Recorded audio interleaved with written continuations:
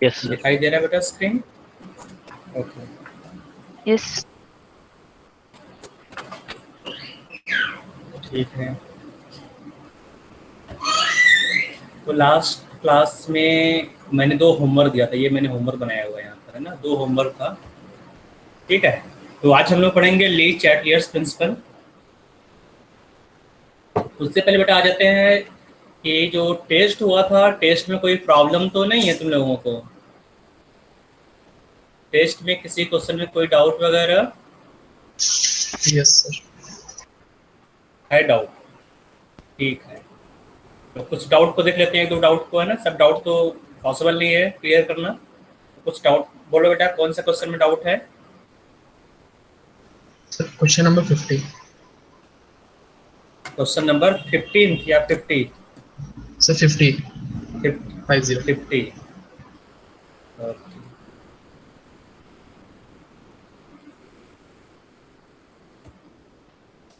सब लोग क्वेश्चन को पढ़ेंगे बेटा। क्वेश्चन देखो, सब्जेक्टिव क्वेश्चन ये है ना, और इसका आंसर देना है तुम्हें, ठीक है।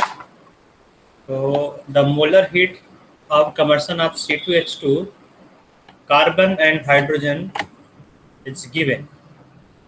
That was the standard heat of formation of ethylene. Standard heat of formation of ethylene ये पूछ रहा है।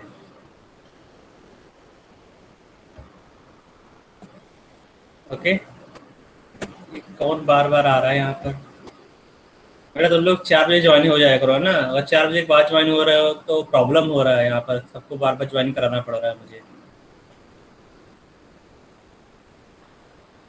तो 4 बजे से पहले ज्वाइन हो लिया करो, ज्वाइन होकर फिर चला जाया करो, ठीक है। तुम जो है 10 मिनट पहले ज्वाइन हो जाओ, ठीक है। तो इसके बाद चाय कॉफी पियो, फिर 4 बजे आ जाना पढ़ने के लिए, है ना। एक बार का तुम पहले ज्वाइन हो गए, फिर जो है कभी तुम ज्वाइन होते हो उसके लिए एक्सेप्ट करने की जरूरत नहीं होती है, ठीक है। तो एक बार तुम ज्वाइन हो लिया करो, 4 बजे से पहले 5 मिनट 10 मिनट पहले तुम्हें ज्वाइन हो लिया करो, ठीक है। फिर उसके बाद डिस्कनेक्ट हो जाओ या फिर जो भी हो जाए, फिर ऑटोमेटिक वो रिज्वाइन हो जाता है। तो कोशिश किया करो एक बार 4 बजे से पहले ज्वाइन होने के लिए, है ना। तो इस तरह से बीच बीच में टीन टी का आवाज आ रहा है यहाँ पर, अच्छा नहीं लग रहा मुझे।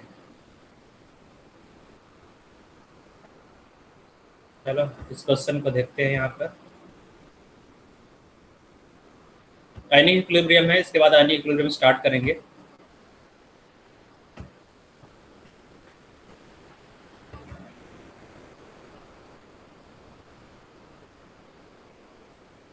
ओके, तो ये रहा बेटा molar heat of combustion of C2H2। तो C2H2 का हीट ऑफ कंबशन दिया गया है, मतलब इसको ऑक्सीजन से रिएक्ट कराओगे तो क्या बनेगा, ठीक है। क्या बन रहा है इसको लिखो, ये बनेगा 2 मोल ऑफ कार्बन डाइऑक्साइड और बनेगा 1 मोल वाटर। तो मोलर हीट ऑफ कंबशन दिया गया, इस रिएक्शन को बैलेंस कर लो। बैलेंस करोगे तो O2 का कोएफिशिएंट कितना बताओ बेटा, O2 का कोएफिशिएंट कितना होगा, जल्दी बोलो। सो बैलेंस करने के बाद ऑप्शन काउंट कर लो। यहाँ पर देखोगे तो 2 2 4 1 5 ऑक्सीजन है, यहाँ पे 2 ऑक्सीजन है, ठीक है। तो 5 ऑक्सीजन यहाँ होना चाहिए, तो 5/2 हो जाएगा, 5/2 O2 ये तो होगा ना। देख लो सही लिखा है कि नहीं Yes. मैंने, ठीक है। तो मोलर हीट ऑफ कंबशन लिख लिया।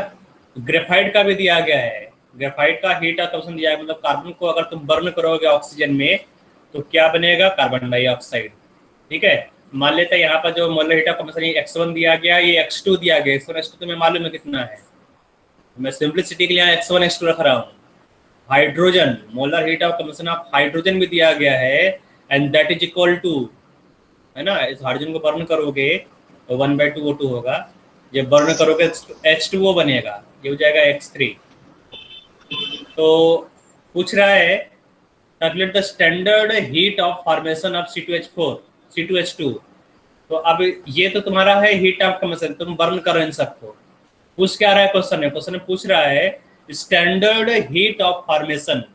तो फॉर्मेशन रिएक्शन बनाना है तुम्हें C2H2 का फॉर्मेशन रिएक्शन, तो कैसे बनेगा C2H2, बोलो बोलो बेटा।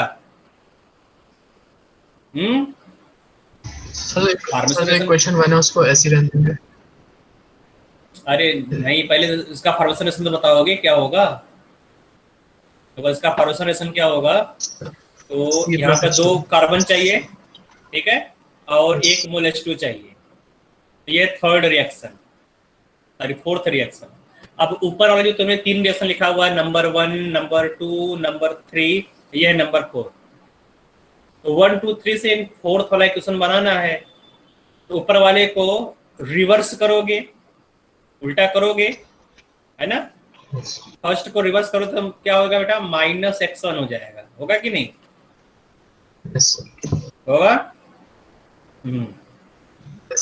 सेकंड और थर्ड को, सेकंड को 2 से मल्टीप्लाई करके ऐड करोगे, तो सेकंड को 2 से मल्टीप्लाई करोगे तो ये 2x2 हो जाएगा, प्लस थर्ड को एज सच ऐड कर दो, थर्ड को उसी तरह से ऐड कर दो, तो हो जाएगा x3।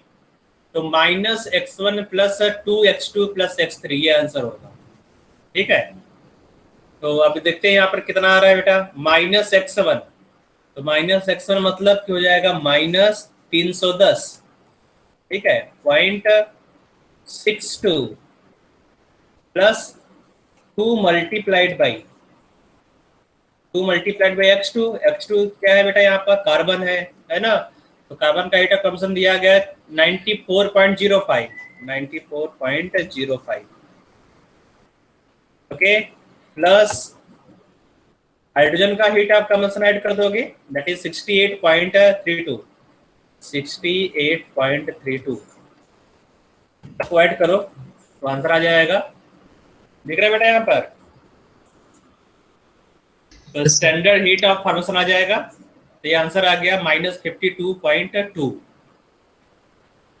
ठीक है। इससे मेरा भी तो आंसर मैच कर रहा है बेटा, हाँ तो ठीक इससे है। माइनस में लिखा था मैंने, तो वो रॉन्ग तो होगा। जब भी हीट लिखा रहता ना, हीट, तो हीट में एब्सोल्यूट वैल्यू को यूज किया था, एब्सोल्यूट वैल्यू। तो ये मालूम है हीट ऑफ कंबशन, यहाँ पर क्या हो रहा है, H2 कार्बन और हाइड्रोजन को मिलाओगे तो क्या होगा, यहाँ पर C2H2 बनेगा, तो यहाँ पर एनर्जी रिलीज होगा, तो ये नेगेटिव होगा, ठीक है। तो यहाँ पर जो एनर्जी रिलीज होगा नेगेटिव होगा। तो सर हमें जे एग्जाम में भी सर हमें पॉजिटिव में ही लेना है।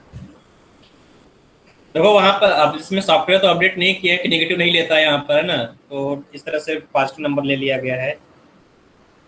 तो जे एग्जाम में पॉजिटिव नेगेटिव सब लेगा वहां पर, ठीक है। तो कोई प्रॉब्लम, वहां पर साइन के साथ रखोगे, -52.20 किलो कैलोरी पर मोल। वहां पर यूनिट क्या बेटा, बोलो। एक और आंसर में आया था नेगेटिव में आंसर, उसमें तो ठीक गया था। अच्छा, इसमें ठीक गया था, तो ये भी नेगेटिव होगा, पॉजिटिव नहीं होगा, क्योंकि ये सॉफ्टवेयर नेगेटिव नहीं ले रहा है ना, ये अपडेट करेंगे तो नेगेटिव लेगा। चलो और बताओ, और किसी कोई डाउट है। अगर एग्जाम में पूछता है तो हमेशा साइन के साथ रखोगे, -52.20। Sir question number 47। Question number 47,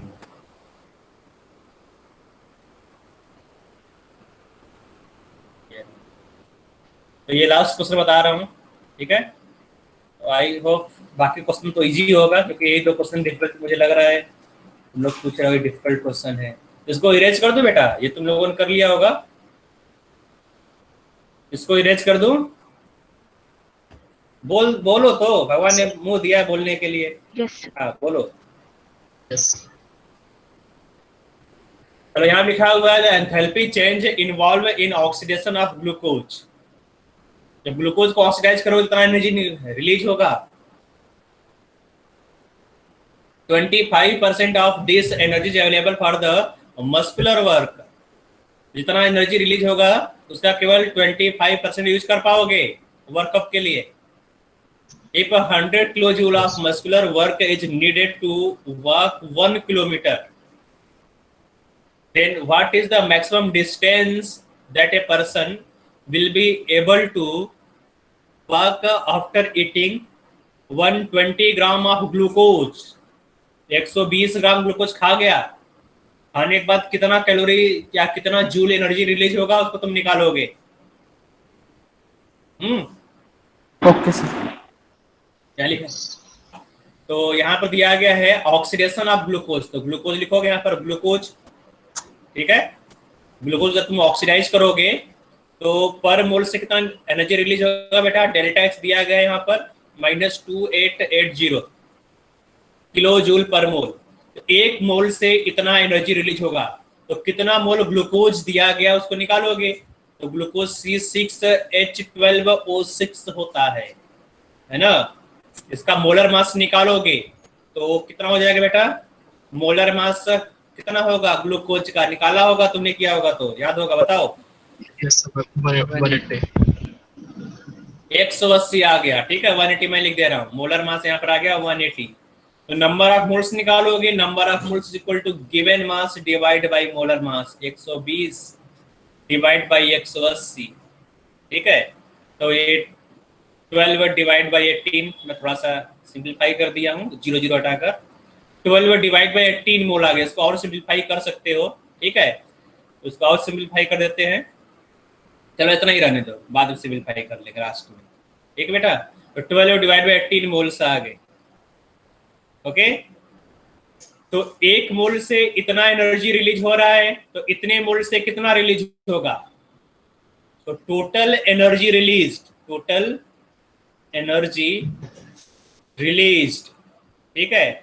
कितना एनर्जी रिलीज होगा बेटा? निकाल सकते हो ना।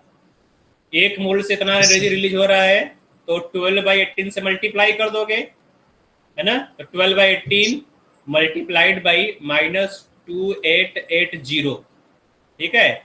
तो इतना एनर्जी, टोटल एनर्जी रिलीज होगा, okay.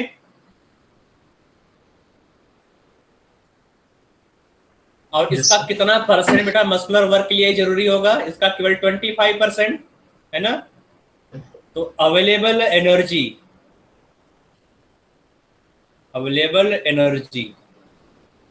For work, muscular work में नहीं लिख रहा हूँ, muscular work is equal to 25% of this. तो 12 डिवाइड बाई 18 मल्टी, मैं यहाँ पर ये जो साइन है इसको हटा देता हूँ, बाद में लास्ट में साइन लगा देंगे, ठीक है। तो साइंस कोई मतलब नहीं, सारा मतलब एनर्जी रिलीज हो रहा है। तो 2880, इसका 25%, तो 25% इसका कर दो, ठीक है। इतना एनर्जी अवेलेबल है फॉर मस्कुलर वर्क, ओके। समझ में आ रहा है बेटा? Yes, sir.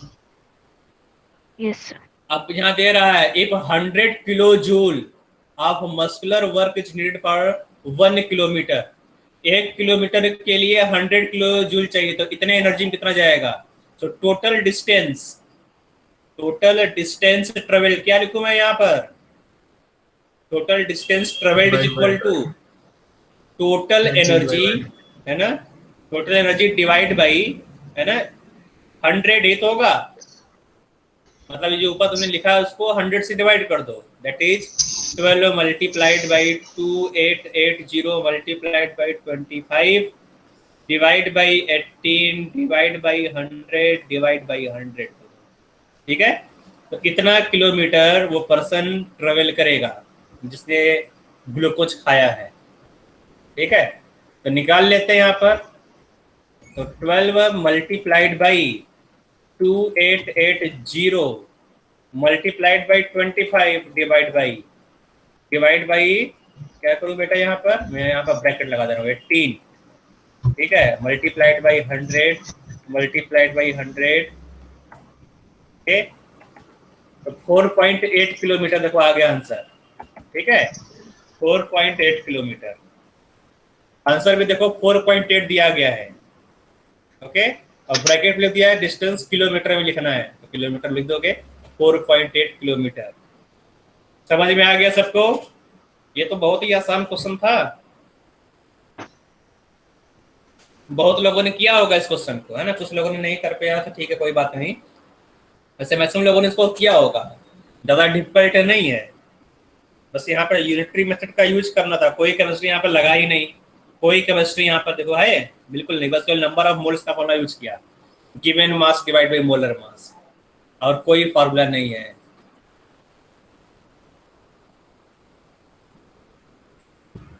बेटा टाइम पर ज्वाइन हो लिया करो, है ना। ठीक है बेटा, आगे बढ़े। और किसी कोई प्रॉब्लम तो नहीं है ना?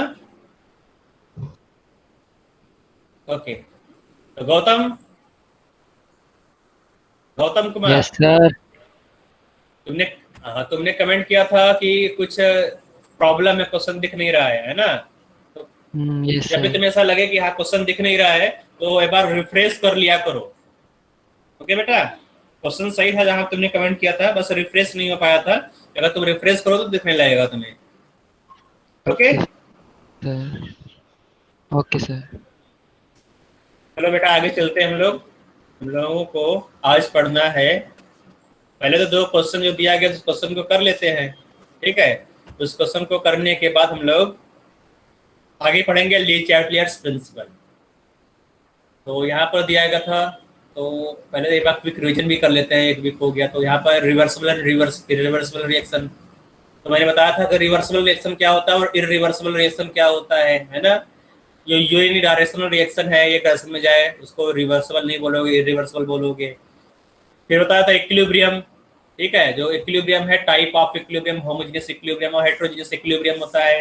एक होता है फिजिकल इक्विलिब्रियम, अगर तुम ओवरऑल इक्विलिब्रियम बात करोगे होगा फिजिकल इक्विलिब्रियम, दूसरा केमिकल इक्विलिब्रियम। ठीक है, तो कॉन्सेप्ट ऑफ इक्विलिब्रियम में तुमने पढ़ा था कि इक्विलिब्रियम क्या होता है, कब अप्रोच करोगे इक्विलिब्रियम को, और types of equilibrium. Types of equilibrium में था होमोजेनियस इक्विलिब्रियम, हेटेरोजेनियस इक्विलिब्रियम। तो होमोजेनियस क्या था बेटा कि अगर रिएक्टेंट और प्रोडक्ट दोनों का फिजिकल स्टेट सेम है तो होमोजेनियस, और अगर रिएक्टेंट और प्रोडक्ट का दोनों का फिजिकल स्टेट अलग अलग है ना, किसी एक का भी फिजिकल स्टेट अलग हो गया तो उसको हेटेरोजेनियस इक्विलिब्रियम बोलोगे। और अगर डिफरेंट फेजेस इन्वॉल्व है तो हेटेरोजेनियस हो जाएगा। लॉ ऑफ मास एक्शन, तो यहाँ तुमने सीखा था कि किस तरह से केमिकल इक्विलिब्रियम का एक्सप्रेशन लिखा जाए।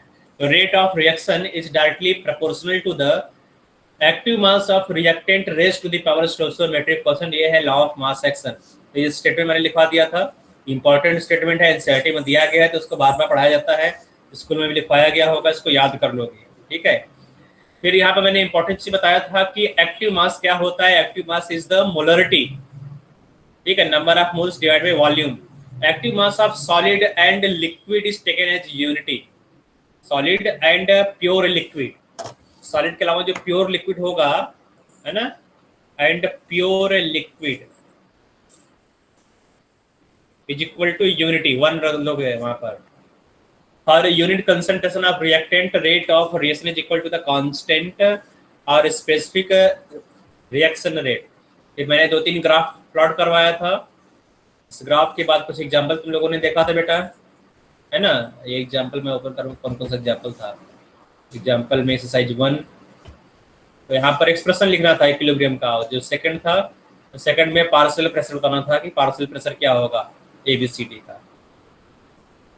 Law of chemical equilibrium, law of chemical equilibrium, सबसे पहले तुमने केमिकल इक्विलिब्रियम को डिराइव कराया था, derivation of law of chemical equilibrium. ठीक है, जो केसी का एक्सप्रेशन था उसको डिराइव किया था। कैरेक्टरिस्टिक्स क्या होते हैं केमिकल इक्विलिब्रियम का, 4 पॉइंट मैंने लिखवाया था कैरेक्टरिस्टिक्स में। K C for a particular reaction at a given temperature has a constant value. किसी भी रिएक्शन के जो केसी होगा एक कांस्टेंट होगा, ठीक है, कांस्टेंट होगा। अगर तुम रिएक्शन को चेंज करोगे तो जो केसी वैल्यू है वो भी चेंज जाएगा, लेकिन जो केसी है केवल टेम्परेचर चेंज करने पर चेंज होगा। बाकी अगर तुम प्रेशर, कंसंट्रेशन ये सब चेंज करोगे तो केसी का वैल्यू चेंज नहीं होगा। ठीक है, यहाँ सेकंड पॉइंट लिखा हुआ है, the value of KC always depends on nature of reactant and the temperature but independent of the presence of catalyst or inert material. Its value is always independent of the initial concentration as well as the product. जो initial concentration है उस पर depend नहीं करेगा किसी का value, concentration पर भी डिपेंड नहीं करेगा, है ना। तो ये कुछ पॉइंट्स थे। इसके बाद आते हैं रिलेशन बिटवीन इक्विलिब्रियम कांस्टेंट। ये भी तुमने देखा था कि अगर रिएक्शन को उल्टा करेंगे, रिवर्स करेंगे, तो इक्विलिब्रियम कांस्टेंट भी रेसिप्रोकल हो जाएगा। अगर रिएक्शन को ऐड करोगे तो इक्विलिब्रियम कांस्टेंट मल्टीप्लाई हो जाएगा। अगर किसी नंबर से मल्टीप्लाई करते हो तो वो नंबर उसके एक्सपोनेंट में चला जाएगा। Significance of magnitude of equilibrium, अगर केसी का वैल्यू कम है तो रिएक्शन नहीं होगा, केसी की वैल्यू बहुत ज्यादा है तो रिएक्शन इरिवर्सिबल, मतलब रिएक्शन तुरंत प्रोडक्ट में कन्वर्ट, जो रिएक्टेंट है प्रोडक्ट में कन्वर्ट जाएगा। और अगर केसी का वैल्यू इंटरमीडिएट है, न तो बहुत ज्यादा है न तो बहुत कम है, तो उस समय हम बोलेंगे जो रिएक्शन है वो इक्विलिब्रियम में एग्जिस्ट करेगा। ठीक है, तो reaction most likely to reach a state of equilibrium in which both reactant and product are present in numerical value of Kp or Kc is neither very high nor very small। तो chemical equilibrium जो हम लोग पढ़ रहे हैं यहाँ पर Kc और Kp का लेवल बहुत ज्यादा होगा नहीं तो बहुत कम होगा। यूनिट्स ऑफ इक्विलिब्रियम कांस्टेंट मैंने बताया था, जनरली जो इक्विलिब्रियम कांस्टेंट है वो यूनिटलेस होता है, उसका कोई क्वांटिटी नहीं होता, लेकिन कुछ बुक में दिया गया इसका जो कांस्टेंट है मोल पर लीटर में दिया गया है, मतलब वो रिएक्शन पर लेते हैं, जो रिएक्शन का आ रहा बेटा जो केसी का एक्सप्रेशन उससे पे लिख दिया, अगर केसी का जो वैल्यू है concentration of product divide by reactant है ना, तो यहाँ पर मोल पर लीटर है, इसका भी क्या होगा मोल पर लीटर, तो इसके टर्म्स में केसी का यूनिट लिख दिया गया है। लेकिन याद रखो बेटा जो केसी है केसी यूनिटलेस होता है, ठीक है, इसका कोई यूनिट नहीं होता।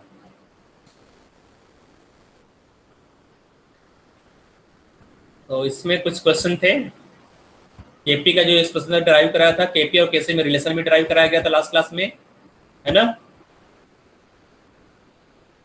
तो केपी और केसी में रिलेशन क्या था, केपी इज इक्वल टू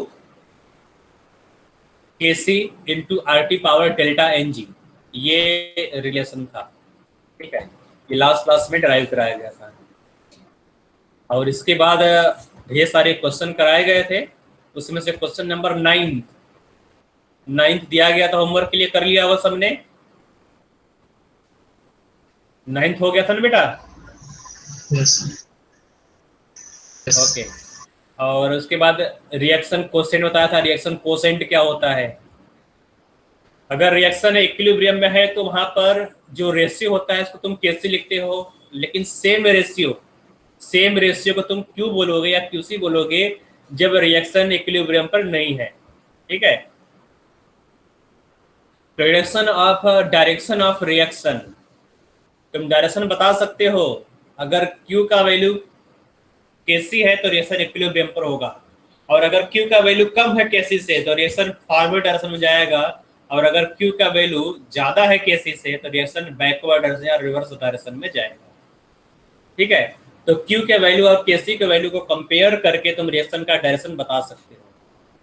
इसके बाद कुछ क्वेश्चन दिए गए थे, इसमें से 2 क्वेश्चन होमवर्क लिए था, क्वेश्चन नंबर 3, क्वेश्चन नंबर 5। तो ये क्वेश्चन किया होगा तुम लोगों ने? Yes sir. हो गया था कि नहीं question? Yes, sir. Yes sir. Question number 5 हुआ था सबसे, Question number 3. क्वेश्चन नंबर 3 नहीं हुआ? Sir, question number 3 आधा हुआ। हाँ बेटा बोलो। सर क्वेश्चन नंबर आधा 3 क्या में होगा? इक्वेशन और क्वेश्चन नंबर मतलब 3 में last मैंने में यहाँ हो। सोल्यूशन में दिखा दिया था, सोल्यूशन में मैंने दिखा दिया था इस तरह से, ठीक है। तो वो समझ में नहीं आया तुमको, चलो कर लेते हैं इसको, देखते हैं कि किस तरह से करोगे क्वेश्चन नंबर 3 को, ठीक है। चलो करते हैं, तो पहले इस क्वेश्चन को पढ़ोगे। तो दिया गया है at 800 kelvin a reaction mixture contains 0.5 mole of SO2। तो SO2 यहाँ लिखोगे, SO2 क्या है 0.5 मोल, ठीक है। पहले रिएक्शन लिख लेते हैं यहाँ पर, twice SO2 plus O2 is in equilibrium with SO3। इस रिएक्शन को लिख डालो, लिख लिया। तो टाइम t इक्वल टू 0 पर जो दिया गया है इनिशियल, यहाँ दिया गया है ना, ठीक है। तो इनिशियल कंसंट्रेशन दिया गया 0.5 mole of SO2, 0.12 mole of O2 and 5 mole of SO3 at, नहीं ये तो इक्विलिब्रियम पर है, ये इक्विलिब्रियम पर है दिया गया है ना। देखो क्वेश्चन में दिया गया है at 800 kelvin a reaction mixture contain 0.5 mole of SO2, 0.12 mole of O2 and 5 mole of SO3 at equilibrium, ठीक है। Kc फॉर दिस रिएक्शन, इस रिएक्शन का जो Kc है, Kc दिया गया है ना, Kc कितना दिया गया बेटा 833, लीटर पर मोल। यूनिट लेस होता है, लेकिन यहाँ पर दे दिया, कोई दिक्कत नहीं, ठीक है। कहीं कहीं यूनिट लिखा रहेगा, लेकिन जानो बेटा ये यूनिट केवल तुम्हारे लिए दिया गया है, एक्चुअली में यूनिट लेस होता है, ठीक है। If the volume of container is 1 litre, तो वॉल्यूम यहाँ दिया गया है, volume V is equal to 1 litre. Calculate how much O2 is to be added at this equilibrium in order to get 5.2 mole of SO3 at the same temperature। तो अब क्या कर रहे हो बेटा, यहाँ पर Kc दिया गया है 833 लीटर पर मोल, और ये रिएक्शन इक्विलिब्रियम पर है ना। अब तुमने क्या किया, यहाँ पर थोड़ा सा जो रिएक्टेंट ऑक्सीजन है, ऑक्सीजन में तुमने कुछ ऑक्सीजन ऐड कर दिया, वो लिखा गया है if volume of container is 1 litre calculate how much O2 to be added. मान लेते हैं यहाँ पर तुमने x मोल O2 ऐड कर दिया, कितना ऐड किया बेटा, x मोल, ठीक है। तो जो SO3 कितना हो जाएगा, 5.2 मोल हो जाएगा, 5.2 मोल ऑफ SO3, ठीक है। तुमने यहाँ पर O2 ऐड किया, जब O2 ऐड करोगे और ये तुम्हारा SO3 फॉर्म हो रहा है, समझ रहे बेटा, रिएक्शन को देखो, ध्यान से देखो, SO3 का जो अमाउंट है वो पहले से इंक्रीज हो रहा है, डिक्रीज हो रहा है। जो SO3 है, SO3 का अमाउंट इंक्रीज हो रहा है या डिक्रीज हो रहा है बेटा, इंक्रीज हो रहा है ना। SO3 पहले 5 था, 5.2, मतलब SO3 को बढ़ाना है, तो कैसे इंक्रीज होगा, जब रिएक्शन फॉरवर्ड डायरेक्शन में मूव करेगा तभी ना बढ़ेगा बेटा SO3। जब फॉरवर्ड डायरेक्शन में मूव करेगा तो मतलब जो SO3 वो कंज्यूम होगा, जो SO3 है वो कंज्यूम होगा, है ना। Yes sir. तो कितना कंज्यूम होगा तुम्हें नहीं मालूम, ठीक है। तो ये कितना था बेटा, जब तुमने ऐड कर दिया, तो ऐड करने पर ओके तुमने क्या किया, पहले 0.12 मोल था, अब तुमने x ऐड कर दिया, ठीक है। यहाँ पर तुमने क्या किया, x ऐड कर दिया, मैं यहाँ पे x लिख दे रहा हूँ, x ऐड कर दिया। तो अब क्या होगा, जो रिएक्शन फॉरवर्ड मूव करेगा, इसका मतलब 0.5 में से y मोल कंज्यूम हो जाएगा, है ना। निकाल दोगे 0.5 माइनस y, ये तो होगा, Yes. है ना। तो यहाँ पर जो SO2 है, SO2 कितना रिएक्ट कर रहा है बेटा, y मोल रिएक्ट कर रहा है। तो जितना SO2 रिएक्ट करेगा उसका हाफ O2 रिएक्ट करेगा कि नहीं, देखो रिएक्शन को देखो, केवल जितना SO2 रिएक्ट करेगा उसका आधा ऑक्सीजन रिएक्ट करेगा। इसका मतलब ऑक्सीजन कितना कम रिएक्ट करेगा बेटा, ऑक्सीजन y/2 ना। Yes. ये समझ में आ रहा है, ये जो मैंने अभी को लिखा 0.12 प्लस x माइनस y/2, समझ में आएगा सबको, बोलो बेटा yes. Yes. Yes sir. SO3 कितना बनेगा, SO3 अब y के टर्म बताओ, SO3 कितना बनेगा, 2y. जितना SO2 रिएक्ट करेगा उसका आधा बनेगा, है ना। तो 5 तो पहले ही था, कितना और बन जाएगा बेटा, y/2। क्वेश्चन सर उसमें 2SO3 है सर। अच्छा मैंने गड़बड़ लिख दिया, 2SO3, हाँ ठीक है, तुम सही बोल रहे हो, यहाँ पर 2SO3 है, मैंने गड़बड़ लिख दिया यहाँ पर 2, तो मतलब ये y होगा, मतलब जितना SO2 रिएक्ट करेगा उतना ही SO3 बनेगा, तो 5 प्लस y होगा, है ना। अब y का वैल्यू कितना होगा बेटा, y का मतलब 5 plus y is equal to 5.2 दिया गया, देखो क्वेश्चन में, यहाँ देखो 5.2 दिया गया है ना, 0.2. इसका मतलब जो y है y इज इक्वल टू 0.2 हो गया, y का वैल्यू तुम्हें मालूम चल गया, ठीक है। तो y को यहाँ रख दो, तो 0.2 यहाँ रखो, कितना हो जाएगा बेटा, 5.2 हो जाएगा, और y को यहाँ रखो, ये कितना हो जाएगा बेटा, 0.13 हो जाएगा, प्लस x होगा कि नहीं, मैंने गड़बड़ लिख दिया, 0.11 माइनस प्लस x, क्योंकि यहाँ देखो y का वैल्यू 0.2 है, इसका हाफ सब्ट्रैक्ट करोगे, मतलब 0.1 सब्ट्रैक्ट कर दोगे इस पूरे नंबर से, है ना। कितना हो जाएगा 0.11 प्लस x, ये कितना हो जाएगा बेटा 0.3 होगा ना। Yes, sir. ओके तो Kc का एक्सप्रेशन लिखोगे, Kc is equal to square bracket of SO3 square divide by square bracket of SO2 square bracket of O2, ठीक है। तो 0.2 स्क्वायर, सही लिख रहा हूं मैं, गड़बड़ लिख रहा हूँ? SO3 का कंसंट्रेशन कितना है बेटा? 0, हाँ 5.2 डिवाइड बाई 1, है ना? ये सही लिखा मैंने? Divide by 0.3 divide by 1 square multiplied by 0.11 plus x divide by 1। सो वहाँ से 0.02 लेना चाहिए, 0.11 की जगह 0. ये गड़बड़ लिख दिया क्या मैंने? 0. अच्छा ये गड़बड़ लिख दिया मैंने, ये सही है? और एक बार मैं चेक कर लेता हूँ, ये मैंने गड़बड़ लिख दिया यहाँ पर, सब्ट्रैक्शन में गड़बड़ हो गया। 0.12 है, 0.12 ये है ना? 0.12 प्लस x माइनस यहाँ पर कितना होगा बेटा? 0.1 होगा ना, तो गड़बड़ लिख दिया मैंने यहाँ पर।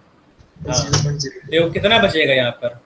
0.02 बचेगा यहाँ पर, 0.02 प्लस x, ठीक है, 0.02 प्लस x, है ना? ये होगा। अब केसी का वैल्यू दिया गया है, केसी का वैल्यू कितना है बेटा? 833 है ना? इसको यहाँ रख देते हैं, तो 833 इसको क्रॉस मल्टीप्लाई कर दो, कितना आ जाएगा बेटा? 0.3 square multiplied by 0.02 plus x is equal to 5.2 square. इसको सॉल्व कर लोगे या मैं सॉल्व कर दूं? सॉल्व कर लोगे ना? मैं यहाँ पर सोल्यूशन दिया गया, मैं इसको ओपन कर, अब तो समझ में आ गया होगा। तो सॉल्व करने से मैं यहाँ सोल्यूशन को ओपन कर दूं, तो यहाँ पे देखोगे तो ये पूरा सोल्यूशन इस तरह से बनाया गया है, ठीक है,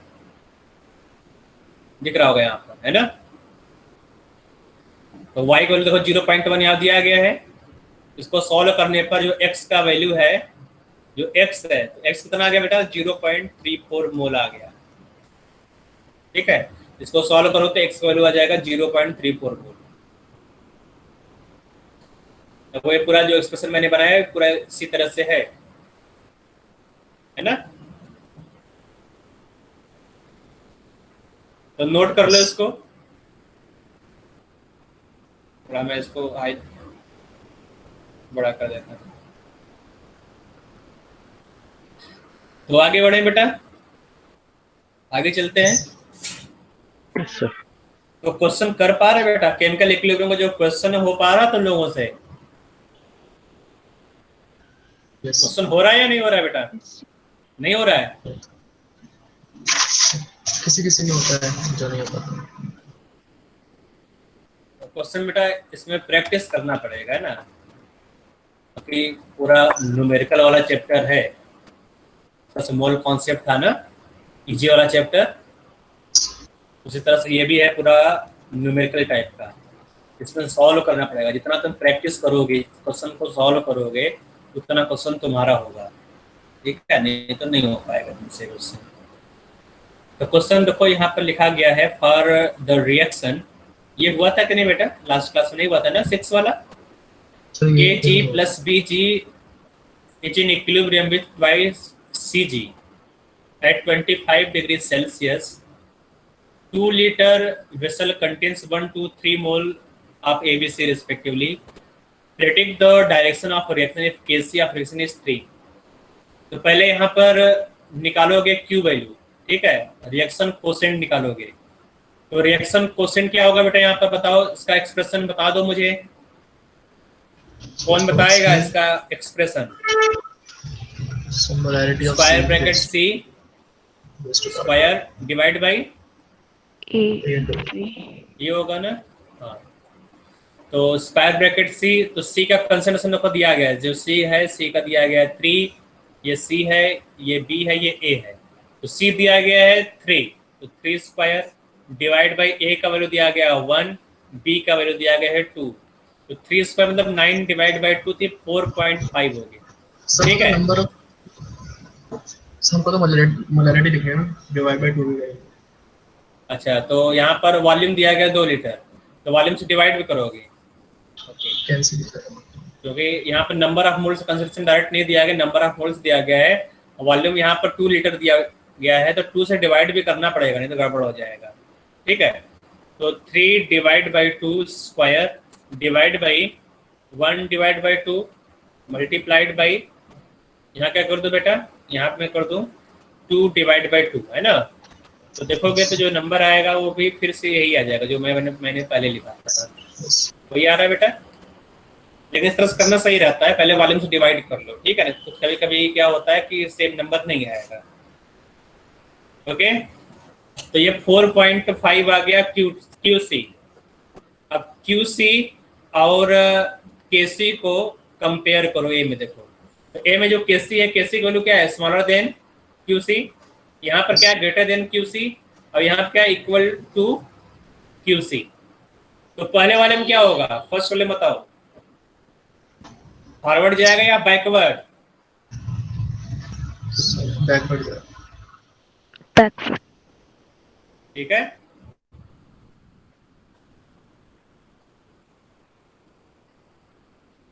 ठीक बेटा, नोट कर लो इसको। तो अभी मैंने इसको रिवाइज भी करा दिया था कि अगर QC का वैल्यू ज्यादा है तो बैकवर्ड, QC कम है तो फॉरवर्ड, बराबर है तो इक्विलिब्रियम में।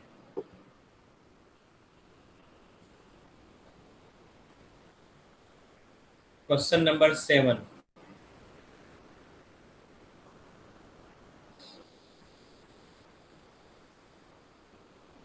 इस क्वेश्चन को नहीं करना है क्योंकि ये जो क्वेश्चन है ना,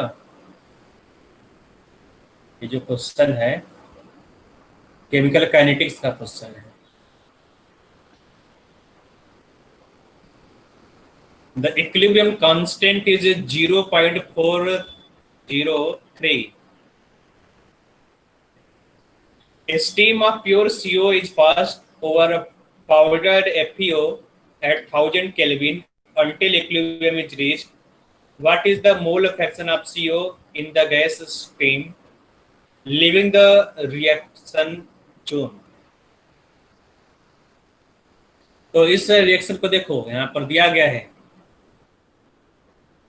FeO solid plus CO in gaseous state gives Fe solid plus CO2 in gaseous state।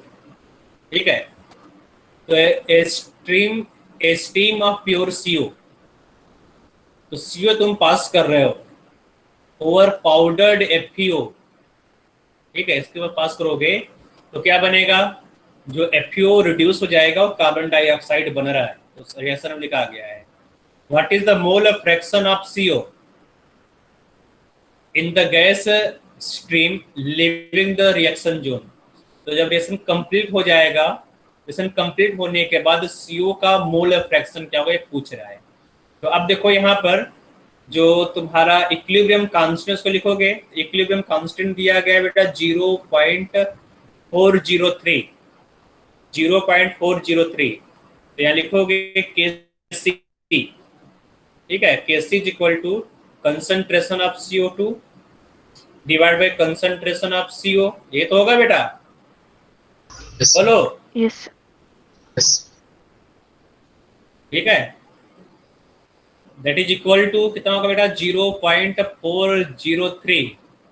That is equal to number of moles of CO2 divide by volume divide by number of moles of CO divide by volume. ये तो होगा, वो volume से volume cancel हो जा रहा है, yes. Cancel हो गया ना। इसका मतलब आ गया number of moles of CO2 divide by number of moles of CO is equal to कितना हो जाएगा, 0.403। ये होगा कि नहीं, ये होगा? Yes. बोलो यस, बोलो। हाँ, दोनों साइड 1 ऐड कर दो, 1 ऐड करो बेटा। देखो 1 ऐड करने पर क्या हो रहा है, NCO2 plus 1 divide by NCO is equal to 0.403 plus 1। तो यहाँ से तुम्हें मिलेगा NCO2 plus number of moles of CO divide by number of moles of carbon monoxide is equal to 1.403 होगा कि नहीं होगा? Yes, sir. इसका रेसिप्रोकल कर लेते हैं, उल्टा कर दो, number of moles of CO divide by total number of moles CO2 plus number of moles of CO is equal to 1 divide by 1.403। आएगा ये mole fraction? Yes, sir. Yes. आ रहा है ना? तो इसको सॉल्व कर लो, आंसर आ जाएगा। तो इसको सॉल्व कर लेते हैं, 1 डिवाइड बाई 1.403। ठीक है, तो आंसर आ जा रहा है 0.7128। ठीक है, तो मोल फ्रैक्शन ऑफ CO हो जाएगा, mole fraction of CO is equal to, ये तो है तुम्हारा मोल फ्रैक्शन ऑफ CO।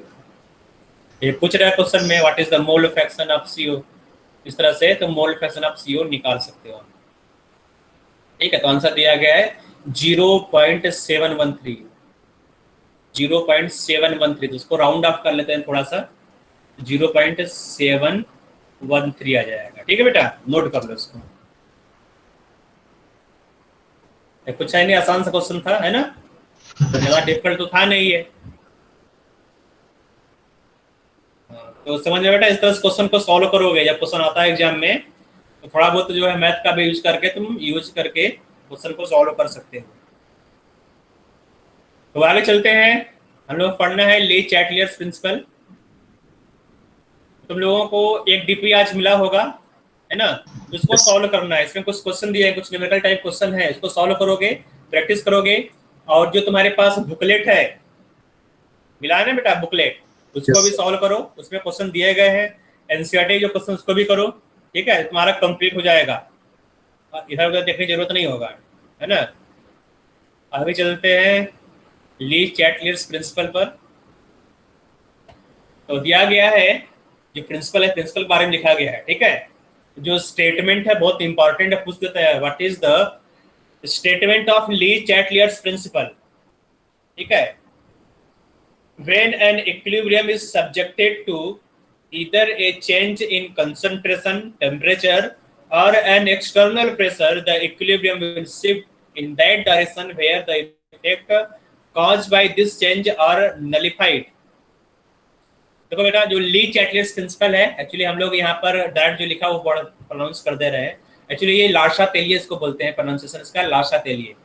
ठीक है, तो उसको छोड़ देते हैं, प्रोनाउंसिएशन में छोड़ देते हैं, उसको रहने देते हैं। जो इसका स्टेटमेंट को देखो, स्टेटमेंट बोला गया कि अगर कोई रिएक्शन इक्विलिब्रियम में है, रिएक्टेंट गिव्स अ प्रोडक्ट, ये रिएक्शन अगर इक्विलिब्रियम में है, ठीक है, इक्विलिब्रियम में आ गया है, अब यहाँ पर कोई भी चेंज अप्लाई करोगे, मतलब तुमने प्रेशर अप्लाई कर दिया, ठीक है, तो जो तुम्हारा इक्विलिब्रियम है उस डायरेक्शन में शिफ्ट होगा, उस डायरेक्शन में मूव करेगा जहां पर प्रेशर का इफेक्ट नलीफाई हो जाए। ठीक है, तुमने क्या किया, तुमने कंसंट्रेशन रिएक्टेंट का बढ़ा दिया, जो कंसंट्रेशन वो इंक्रीज हो गया, तो रिएक्शन उस डायरेक्शन में जाएगा जहां पर कंसंट्रेशन नलीफाई हो जाए, जो इंक्रीज इन कंसंट्रेशन है वो नलीफाई हो जाए।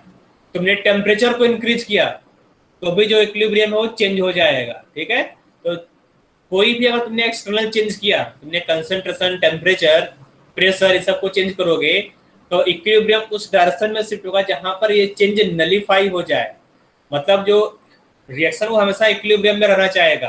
ठीक है, तुम उसको डिस्टर्ब करोगे तो फिर से एक न्यू इक्विलिब्रियम स्टेब्लिश होगा और वो न्यू इक्विलिब्रियम उस डायरेक्शन में शिफ्ट होगा जहां पर इफेक्ट नलीफाई हो जाए।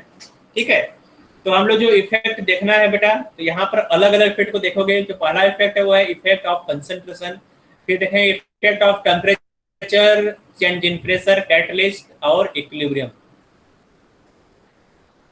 ठीक है, तो इन सब चेंजेस को देखेंगे। तो नंबर 1 आ जाते हैं, सबसे जो आसान वाला चेंज है उसको देखेंगे, इफेक्ट ऑफ कंसंट्रेशन। ठीक है, तो अगर तुम कंसंट्रेशन चेंज करते हो, यहाँ तुमने क्या किया बेटा, जो कंसंट्रेशन है वो चेंज कर दिया, तो कंसंट्रेशन कैसे चेंज करोगे, तो यहाँ पर एक केमिकल इक्वेशन दिया गया है, general equation, A times A plus B times B gives C times C plus D times D। इस रिएक्शन का इक्विलिब्रियम एक्सप्रेशन तुमने लिख डाला यहाँ पर, ठीक है। अब किसी का भी कंसंट्रेशन इंक्रीज करो, मान लेते तुमने यहाँ पर रिएक्टेंट का, जो रिएक्टेंट ए है उसका कंसंट्रेशन इंक्रीज कर दिया, ठीक है बेटा। अगर तुमने रिएक्टेंट का कंसंट्रेशन इंक्रीज कर दिया तो अब देखो जो तुम्हारा डिनोमिनेटर है, डिनोमिनेटर का वैल्यू इंक्रीज जाएगा, क्योंकि जो ए है वो डिनोमिनेटर में आ रहा है, जो केसी के डिनोमिनेटर में है ना। इसका मतलब जो केसी का वैल्यू है वो कम होगा या बढ़ जाएगा, पूरा रेशियो है वो कम होगा या बढ़ जाएगा, कम हो जाएगा ना, पूरा जो रेशियो डिक्रीज हो जाएगा, है ना। जबकि केसी क्या कांस्टेंट है, केसी कांस्टेंट है ना, तो केसी का वैल्यू चेंज नहीं होना चाहिए। जबकि तुमने रिएक्टेंट का कंसंट्रेशन बढ़ा दिया, तो कंसंट्रेशन बढ़ाने पर रेशियो डिक्रीज हो गया, तो ये रेशियो डिक्रीज नहीं होना चाहिए, ठीक है। फिर से इस रेशियो को मेंटेन करने के लिए क्या करोगे बेटा, तुमने ए का कंसंट्रेशन इंक्रीज किया, पूरा रेशियो डिक्रीज हो गया, तो ये रेशियो डिक्रीज नहीं होना चाहिए क्योंकि केसी एक कांस्टेंट है। तो फिर से इस रेशियो को मेंटेन करने के लिए जो न्यूमरेटर है, न्यूमरेटर का वैल्यू इंक्रीज होना चाहिए। तो न्यूमरेटर है सी और डी, तो सी और डी का वैल्यू कैसे इंक्रीज होगा, जब रिएक्शन फॉरवर्ड डायरेक्शन में मूव करेगा, है ना बेटा। फिर से देखो, दोबारा देखो, ठीक है, एक बार में समझ में नहीं आता, दोबारा देखो। तुमने ए का कंसंट्रेशन जो ए है उसको बढ़ा दिया, तो पूरा रेशियो, जो होल रेशियो है वो डिक्रीज हो जाएगा, है ना, पूरा रेशियो डिक्रीज हो जाएगा। जबकि ये रेशियो इक्विलिब्रियम कांस्टेंट केसी है, केसी डिक्रीज नहीं होना चाहिए। फिर से इस रेशियो को मेंटेन करने के लिए जो न्यूमरेटर है, न्यूमरेटर का वैल्यू इंक्रीज होना चाहिए, ठीक है। तो न्यूमरेटर है सी और डी, तो सी और डी को कैसे इंक्रीज करोगे, जब रिएक्शन फॉरवर्ड डायरेक्शन में मूव करेगा। इसका मतलब अगर रिएक्टेंट का कंसंट्रेशन इंक्रीज कर रहे हो, ठीक है, रिएक्टेंट का कंसंट्रेशन इंक्रीज करोगे तो रिएक्शन कहां जाएगा बेटा, किस डायरेक्शन में मूव करेगा, फॉरवर्ड डायरेक्शन में। समझ में आ रहा है बेटा? Yes sir. हाँ। Yes. और अगर किसी प्रोडक्ट का कंसंट्रेशन तुम इंक्रीज कर रहे हो, सी और डी का कंसंट्रेशन इंक्रीज कर दो, तो क्या होगा, Backward direction. अगर किसी एक प्रोडक्ट का या दोनों प्रोडक्ट का कंसंट्रेशन इंक्रीज कर दो तो इसका उल्टा हो जाएगा, है ना। तो प्रोडक्ट का जब तुम कंसंट्रेशन इंक्रीज करोगे तो रिएक्शन जाएगा पीछे, बैकवर्ड डायरेक्शन में, ठीक है, बैकवर्ड डायरेक्शन। तो ये बहुत आसान सा इफेक्ट था, उसको तुम लोगों ने समझ लिया होगा अच्छे से, ढंग से, है ना। तो उसको नोट कर डालो, नोट करने के बाद हम लोग आगे बढ़ेंगे। नोट कर लिया? Yes sir. चलो आगे। इफेक्ट ऑफ टेम्परेचर पहले दे दिया, चलो इसको देख लेते हैं, टेम्परेचर का इफेक्ट, है ना। तो देखो इफेक्ट ऑफ टेम्परेचर, तो टेम्परेचर का इफेक्ट तुम कैसे देखोगे, है ना। तो अब देखो जो टेम्परेचर का इफेक्ट देखना होगा, तो इस केस में तुम्हें पहले डिसाइड करना पड़ेगा कि जो डेल्टा एच है ग्रेटर देन 0 है या डेल्टा एच लेस देन 0 है। तो पहला किस देखो बेटा, डेल्टा एच ग्रेटर देन 0, इसका मतलब क्या हुआ, डेल्टा एच पॉजिटिव है, इसका मतलब रिएक्शन एक्सोथर्मिक या एंडोथर्मिक है, कौन सा रिएक्शन है बेटा, बोलो। Endothermic. एंडोथर्मिक रिएक्शन है, क्योंकि डेल्टा एच पॉजिटिव है। अगर डेल्टा एच नेगेटिव हो जाएगा तो रिएक्शन एक्सोथर्मिक हो जाएगा, है ना। ये एक्सो के लिए है और ये क्या है बेटा, एंडोथर्मिक रिएक्शन के लिए है, ठीक है। एंडोथर्मिक रिएक्शन कब फेवरेबल होगा, एंडोथर्मिक मतलब ये एनर्जी को एब्जॉर्ब करेगा, समझ में आ रहा है बेटा। यस। एंडोथर्मिक मतलब एनर्जी को एब्जॉर्ब करेगा। तो अगर इसका टेम्परेचर बढ़ाओगे तो इसको और एनर्जी मिल जाएगा। सर बीच में एंडोथर्मिक आपकी आवाज रिएक्शन का अगर तुम देखो बेटा यहाँ पर बताया डेल्टा एच ग्रेटर, सुनो बेटा सुनो, ध्यान से सुनो जो मैं बोल रहा हूँ। डेल्टा एच ग्रेटर देन 0 मतलब इंडोथर्मिक रिएक्शन। क्लियर? बताओ बेटा, बोलो। Yes, sir, जिसका yes. आवाज कट गया था। Yes, sir. हाँ। Yes, sir. Delta H less than 0 इसका मतलब होता है एक्सोथर्मिक। ये क्लियर है तुम्हारा? Yes, sir. क्लियर है? Yes, sir. ओके, तो आगे सुनो बेटा, आगे सुनो। If delta H is greater than 0 means reaction is endothermic. Endothermic reaction absorbs energy. Clear? ये एनर्जी एब्जॉर्ब करेगा और तुम इसको Yes, sir. एनर्जी दे रहे हो, जब है ना, मतलब यहाँ पर तुम टेम्परेचर इंक्रीज कर रहे हो। अगर तुम टेम्परेचर को इंक्रीज करोगे, ऑन इंक्रीजिंग द टेम्परेचर, इसको और एनर्जी मिल जाएगा। मिलेगा कि नहीं endothermic reaction? Yes, sir. Endothermic reaction Yes. कब फेवरेबल होगा? जब इसको एनर्जी मिल जाए। तो टेम्परेचर बढ़ाओगे तो रिएक्शन फेवरेबल होगा, है ना। इसका मतलब जो रिएक्शन है वो कहाँ जाएगा? फॉरवर्ड डायरेक्शन में। तो इंडोथर्मिक रिएक्शन का टेम्परेचर बढ़ाने पर, इंडोथर्मिक रिएक्शन, ठीक है, इंक्रीजिंग द टेम्परेचर, कहाँ जाएगा? फॉरवर्ड। ये समझ में आ रहा है बेटा? अगर इंडोथर्मिक रिएक्शन है तो एनर्जी एब्जॉर्ब करेगा, तो फेवरेबल कंडीशन है, रिएक्शन फॉरवर्ड डायरेक्शन में मूव करेगा। ठीक है? और इसका उल्टा क्या होगा एक्सोथर्मिक में, है ना? बैकवर्ड। एक्सोथर्मिक रिएक्शन, है ना, on increasing the temperature backward. ठीक है?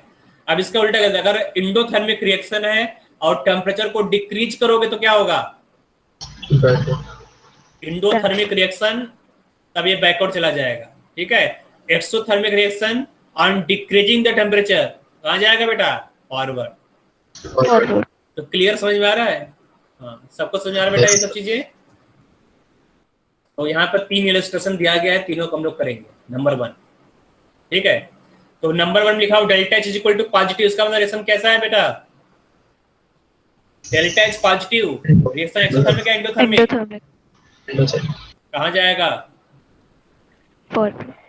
हाँ, रिएक्शन कहाँ जाएगा बेटा? फॉरवर्ड डायरेक्शन में जाएगा। ठीक है? What will the effect of equilibrium constant?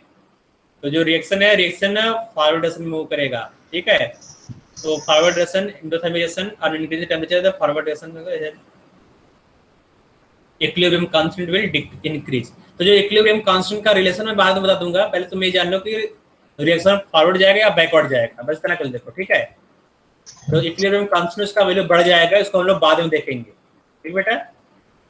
तो इतना समझ आएगा, ये जो रिएक्शन है वो फॉरवर्ड डायरेक्शन में मूव करेगा। तो illustration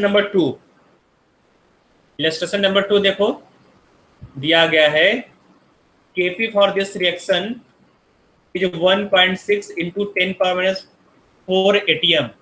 heat of reaction is -25, ये माइनस यहाँ छूट गया है, -25.14 kilo calorie. What will be the number of moles of O2 gas produced at 500 degrees Celsius temperature if it is carried? अच्छा, ये अभी नहीं कर पाओगे क्योंकि यहाँ पर टेम्परेचर को इंक्रीज करके पूछ रहा है, तो न्यू इक्विलिब्रियम कांस्टेंट तुम्हें डेराइव कराना पड़ेगा। पहले मैं देख लेता हूँ कहाँ पर पूछ रहा है डायरेक्शन।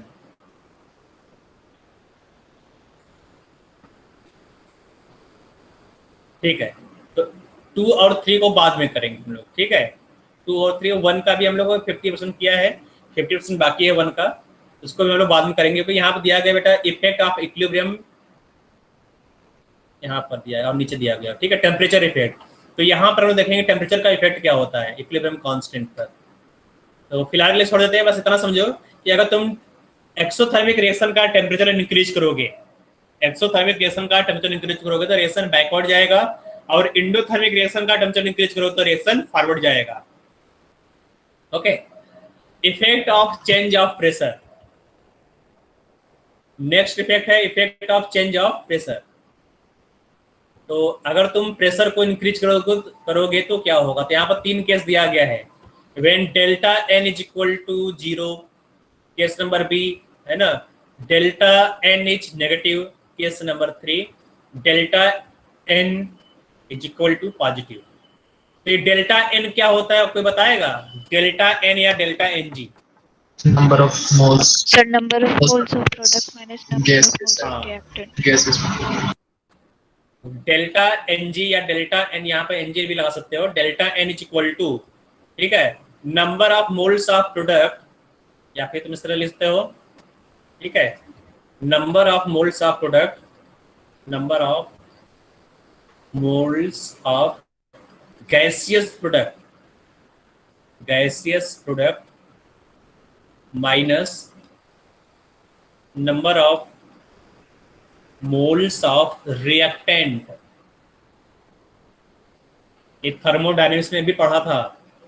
तो अगर ये डिफरेंस 0 आ जाए, अगर ये डिफरेंस 0 आ जाए, मतलब जैसे एक रिएक्शन में लिख दे रहा हूं, H2 plus I2, H2 gaseous state में है, I2 भी गैसियस स्टेट में है, गिव्स ट्वाइस HI, ये भी गैसियस स्टेट में है। तो यहाँ पर डेल्टा एन जी क्या होगा, बोलो डेल्टा एन क्या होगा बेटा? अगर 2 माइनस 2 0 हो जाएगा ना, 0। Yes. तो अगर इस तरह से कोई रिएक्शन दिया गया है जहां पर डेल्टा एन जी 0 हो जाए, तो प्रेशर का कोई इफेक्ट नहीं होगा। प्रेशर को इंक्रीज करो या डिक्रीज करो, इक्विलिब्रियम पर कोई इफेक्ट नहीं होगा, है ना। And equilibrium is independent of pressure. तो केस नंबर 1 क्लियर हो गया? Yes, sir. केस नंबर 1 समझ में आ गया बेटा सबको? Yes. सबको समझ में आ गया? तो आगे चलते हैं। यहाँ पर देखो सेकंड दिया गया है, delta N is equal to negative. Delta N is equal to negative, इसका मतलब क्या हुआ कि जो नंबर ऑफ रिएक्टेंट है, number of moles of reactant वो ज्यादा है। जो रिएक्टेंट है, रिएक्टेंट्स के नंबर ऑफ मोल्स प्रोडक्ट से ज्यादा है, तभी तो डेल्टा एन का वैल्यू ज्यादा होगा। जैसे रिलेशन दिया गया ए प्लस बी, ठीक है, A plus B is in equilibrium with C, सब के सब गैसियस स्टेट में हो। ए बी गिव्स सी, सब के सब गैसियस स्टेट में है यहाँ पर, ठीक है। एग्जाम्पल तुम देख सकते हो यहाँ पर SO2 twice SO2 plus O2 is in equilibrium with twice SO3। अभी ऊपर मैंने किया था ना, तो यहाँ पर डेल्टा एन क्या होगा, नेगेटिव आ रहा है बेटा, -1 आ रहा है ना। Yes. हाँ, तो बस ये सिंपल इस तरह देखो कि यहाँ पर जो डेल्टा एन का वैल्यू क्या है, नेगेटिव है। अगर डेल्टा एन का वैल्यू नेगेटिव है और तुम प्रेशर को इंक्रीज करोगे, ठीक है, प्रेशर को बढ़ाओगे, तो इक्विलिब्रियम उस डायरेक्शन में मूव करेगा जहां पर नंबर ऑफ मोल्स कम है। अगर तुमने यहाँ पर प्रेशर अप्लाई कर दिया तो इक्विलिब्रियम उस डायरेक्शन में मूव करेगा जहां पर नंबर ऑफ मोल्स डिक्रीज हो रहा है, ठीक है। तो जो तुम्हारा प्रोडक्ट है, प्रोडक्ट साइड में नंबर ऑफ मोल्स डिक्रीज हो रहे हैं, कम हो रहे हैं, तो अगर इस रिएक्शन में तुमने प्रेशर अप्लाई किया तो क्या होगा, equilibrium will shift towards forward direction, ठीक है। यहाँ क्या लिखोगे इस सिंपल लाइन में, फॉरवर्ड, ठीक है। इसको नोट कर सकते हैं यहाँ पर, फॉरवर्ड। तो समझ में आया बेटा सबको, इसको नोट कर लो। और अगर ये फॉरवर्ड है तो पॉजिटिव वाले में क्या होगा, बैकवर्ड होगा,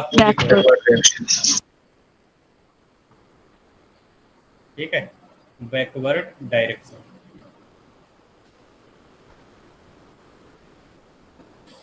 नोट कर लो इसको। तो ये 3 इफेक्ट्स हैं यहाँ पर।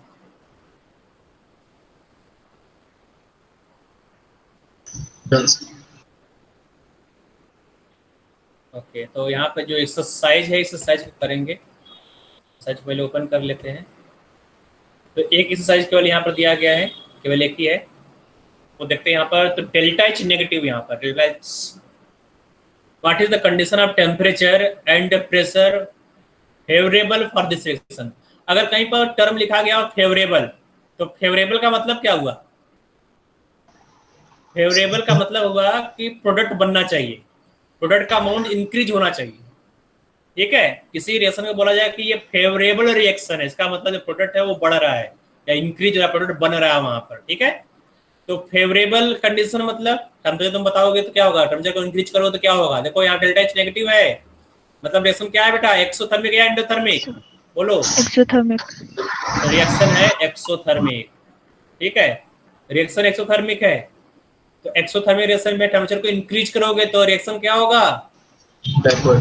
बैकवर्ड जाएगा। तुम्हें बैकवर्ड। फेवरेबल कंडीशन बताना है तो टेम्परेचर क्या होना चाहिए बेटा, टेम्परेचर, तो Please. टेम्परेचर क्या होगा, डिक्रीज करना पड़ेगा। फेवरेबल कंडीशन के लिए टेम्परेचर को डिक्रीज करोगे तभी रिएक्शन फॉरवर्ड डायरेक्शन में जाएगा। प्रेशर बताओ, तो नंबर ऑफ मोल्स यहाँ पर क्या है, 4 है, रिएक्टेंट में 4 है, प्रोडक्ट में कितने नंबर ऑफ मोल्स है, 2 है। तो प्रेशर को इंक्रीज करोगे तो रिएक्शन किस डायरेक्शन में जाएगा, जहां पर गैसेस नंबर ऑफ मोल्स कम है वहीं पर जाएगा ना। Yes, sir. इसका मतलब जो रिएक्शन है वो प्रोडक्ट साइड में जाएगा, है ना। तो टेम्परेचर क्या होना चाहिए बेटा, टेम्परेचर को डिक्रीज करोगे और प्रेशर क्या होना चाहिए, प्रेशर Yes.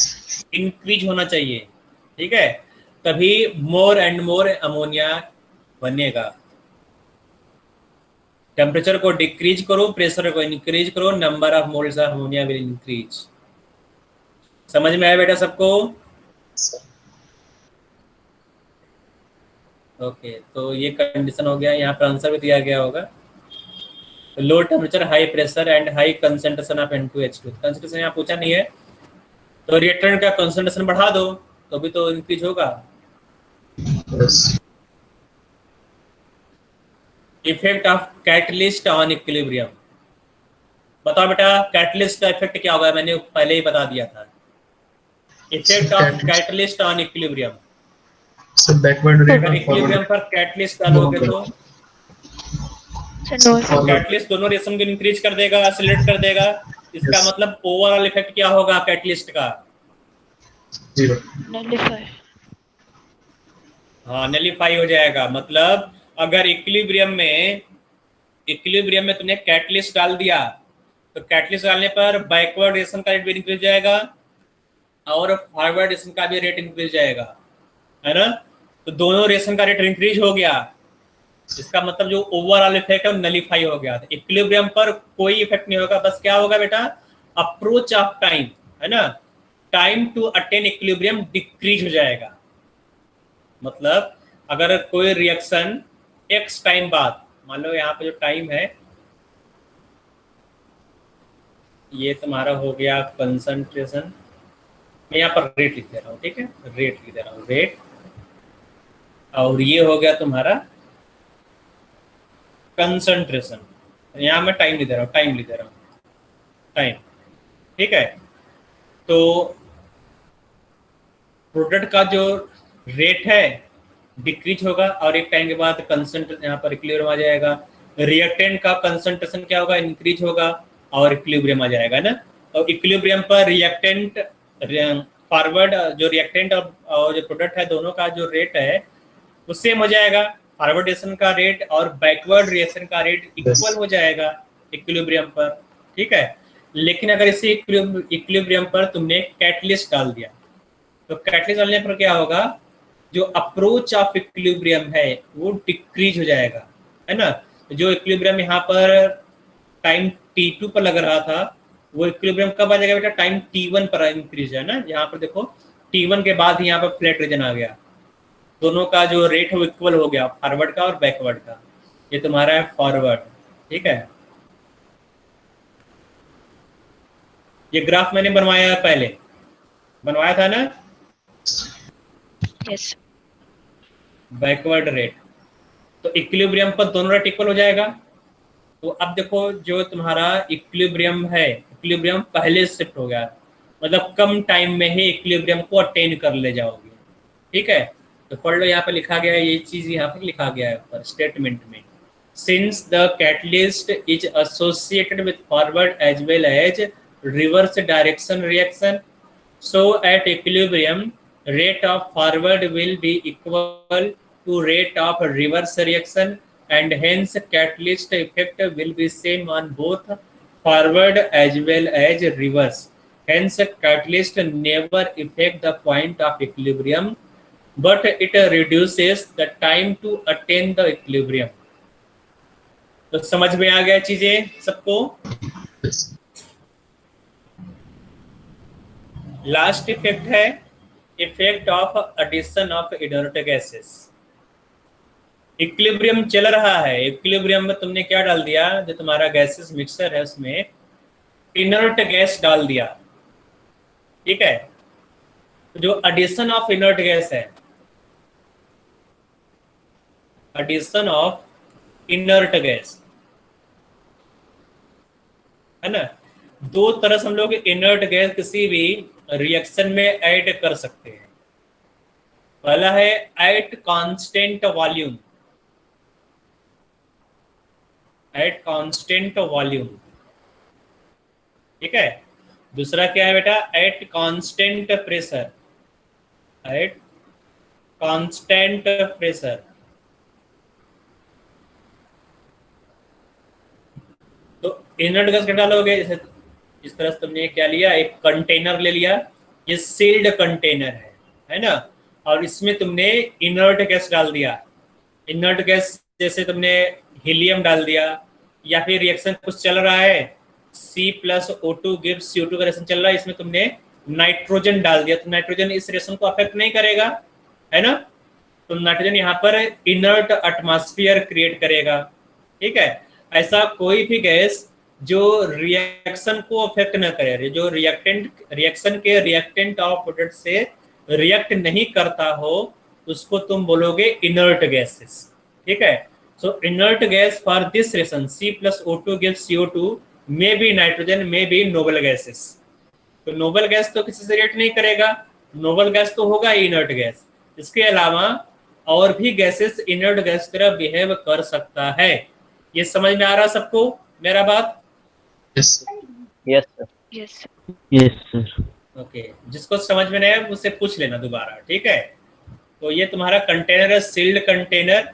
तो सील्ड कंटेनर का जो वॉल्यूम है, वॉल्यूम फिक्स होगा कि नहीं, क्योंकि सील्ड है, इसका वॉल्यूम फिक्स होगा, कांस्टेंट होगा, तो ये कांस्टेंट वॉल्यूम है। तुमने यहाँ पर इनर्ट गैस डाल दिया, तो कांस्टेंट वॉल्यूम पर अगर इनर्ट गैस डालोगे तो कोई इफेक्ट नहीं होगा, नो इफेक्ट, ठीक है, याद रखो। अगर कांस्टेंट वॉल्यूम पर इनर्ट गैस डालोगे तो कोई इफेक्ट नहीं होगा, जीरो, जीरो इफेक्ट होगा। क्यों? क्योंकि वॉल्यूम तो यहाँ कांस्टेंट है, ठीक है। अगर वॉल्यूम कांस्टेंट है तो जो कंसंट्रेशन होगा, कंसंट्रेशन या फिर जो एक्टिव मास होगा, एक्टिव मास भी कांस्टेंट होगा, ठीक है। अगर वॉल्यूम कांस्टेंट है तो एक्टिव मास या कंसंट्रेशन फिक्स हो जाएगा, वो चेंज नहीं होगा। इसलिए कंसंट्रेशन अगर फिक्स हो गया तो कोई इक्विलिब्रियम पर इफेक्ट दिखाई नहीं देगा, ठीक है। न तो रिएक्शन फॉरवर्ड डायरेक्शन में मूव करेगा, न तो बैकवर्ड डायरेक्शन में मूव करेगा। तो याद रख लेना, यहाँ पर लिखा नहीं गया है ना, addition of inert gas at constant volume no effect, यहाँ लिख देना, ठीक है बेटा। इसको लिख डालना, मैं यहाँ पे लिख दिया हूँ, इसका स्क्रीनशॉट लिख लेना यहाँ पर, ठीक है। और जो प्रेशर है, अगर तुमने कांस्टेंट प्रेशर पर, ठीक है, कांस्टेंट प्रेशर पर इनर्ट गैस डाला तो effect on equilibrium due to addition of inert gas at constant pressure,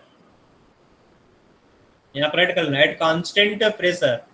तो यहाँ पर भी 3 केस बना हुआ है, case number A, case number B, case number C, ठीक है। केस नंबर ए देखो यहाँ पर delta n is equal to 0। मैं इसको थोड़ा सा क्लियर कर देता हूं, जो मैंने लिखा है यहाँ पर। आई होप तुम सबने नोट कर लिया होगा इसको, मैं इसको इरेज कर दे रहा हूं। तो केस नंबर ए है delta n is equal to 0, तो यहां लिखोगे नो इफेक्ट, ठीक है। डेल्टा n जो केस ए है यहाँ पर, नो इफेक्ट, नो इफेक्ट, ठीक है। अगर delta n is equal to 0 है तो कोई इफेक्ट नहीं होगा, मतलब H2 + I2 gives twice HI, कोई इफेक्ट नहीं होगा। समझ में आ रहा है बेटा फर्स्ट वाला? ओके, सेकंड केस देखो, case number B. Case number B में दिया गया है यहाँ पर when delta N is equal to positive, delta N positive है, वॉल्यूम कांस्टेंट नहीं, देखो यहाँ पे क्लियर कर दिया, वॉल्यूम कांस्टेंट नहीं है, ठीक है। कांस्टेंट क्या होगा बेटा? प्रेशर कांस्टेंट होगा। यहाँ पर वॉल्यूम चेंज हो रहा है, Vt मतलब टोटल वॉल्यूम, T यहाँ पर टेम्परेचर नहीं है, टोटल है, ठीक है। Total volume increases. अगर तुम किसी के, देखो यहाँ पर क्या हो रहा है, कैसे तुम डाल रहे हो, उसको ध्यान से देखो तो समझ में आएगा किस तरह से वॉल्यूम इंक्रीज हो रहा है। ये तुम्हारा पिस्टन है, पिस्टन वर्ड समझ रहे हो बेटा, है ना। यहाँ पर एक मूवेबल फ्रिक्शन लेस पिस्टन लगा हुआ है, यहाँ पर तुम्हारा रिएक्शन चल रहा है और इस रिएक्शन में तुमने इनर्ट गैस डाल दिया, ठीक है। जब तुम इनर्ट गैस इसके अंदर डालोगे, है ना, तो इनर्ट गैस क्या करेगा? इस पिस्टन को धक्का देगा, धक्का देकर ऊपर उछालेगा कि नहीं उछालेगा पिस्टन को, है ना। फ्रिक्शनलेस पिस्टन, तो पिस्टन पर मूव करेगा। जब पिस्टन मूव करेगा तो वॉल्यूम क्या होगा बेटा? वॉल्यूम वॉल्यूम इंक्रीज होगा ना, वॉल्यूम इंक्रीज होगा। याद रखो यहाँ पर वॉल्यूम इंक्रीज हो रहा है, ठीक है। तो वॉल्यूम इंक्रीज होगा, इससे क्या मतलब? वॉल्यूम इंक्रीज होने से क्या फायदा होगा तुम्हारा? देखो वॉल्यूम इंक्रीज होने से क्या हो रहा है, तो मैं ये वाला रिएक्शन ले रहा हूँ, ठीक है। यहाँ पर डेल्टा एन पॉजिटिव है, मतलब मैं रिएक्शन ले रहा हूँ PCl5 is in equilibrium with, है ना, इक्विलिब्रियम में क्या कर दूं? PCl3 plus Cl2। तो यहाँ पर डेल्टा एन पॉजिटिव है कि नहीं? देखो डेल्टा एन ग्रेटर देन 0 है ना, बताओ मुझे, यस नो मे बी, बोलो बेटा, यस। Yes. तो डेल्टा एन यहाँ पर पॉजिटिव है, तो इक्विलिब्रियम, हाँ बेटा बोलो, एसी लिख देते हैं यहाँ पर। सर आवाज क्लियर नहीं आई। आवाज नहीं आ रहा बेटा, एक मिनट, आ रही है।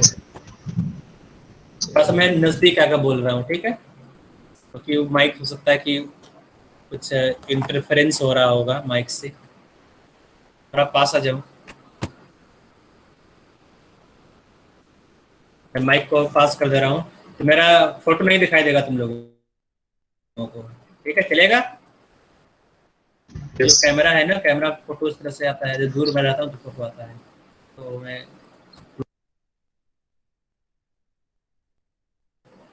ठीक है, फोटो नहीं आएगा, बाकी सब चीज आएगा। चलो देखो यहाँ पर, तो आवाज सुनाई दे रहा है बेटा सबको? Yes. ओके, आवाज सुनाई दे रहा है। केसी बताओ बेटा, केसी क्या लिखूं? केसी होगा number of moles of PCl3 divide by volume, number of moles of Cl2 divide by volume, divide by number of moles of PCl5 divide by volume. ये सही लिखा हूँ या गलत लिखा हूँ मैं, बताओ? सही लिखा हूँ ना मैं? Okay. 1/v को कॉमन कर लो।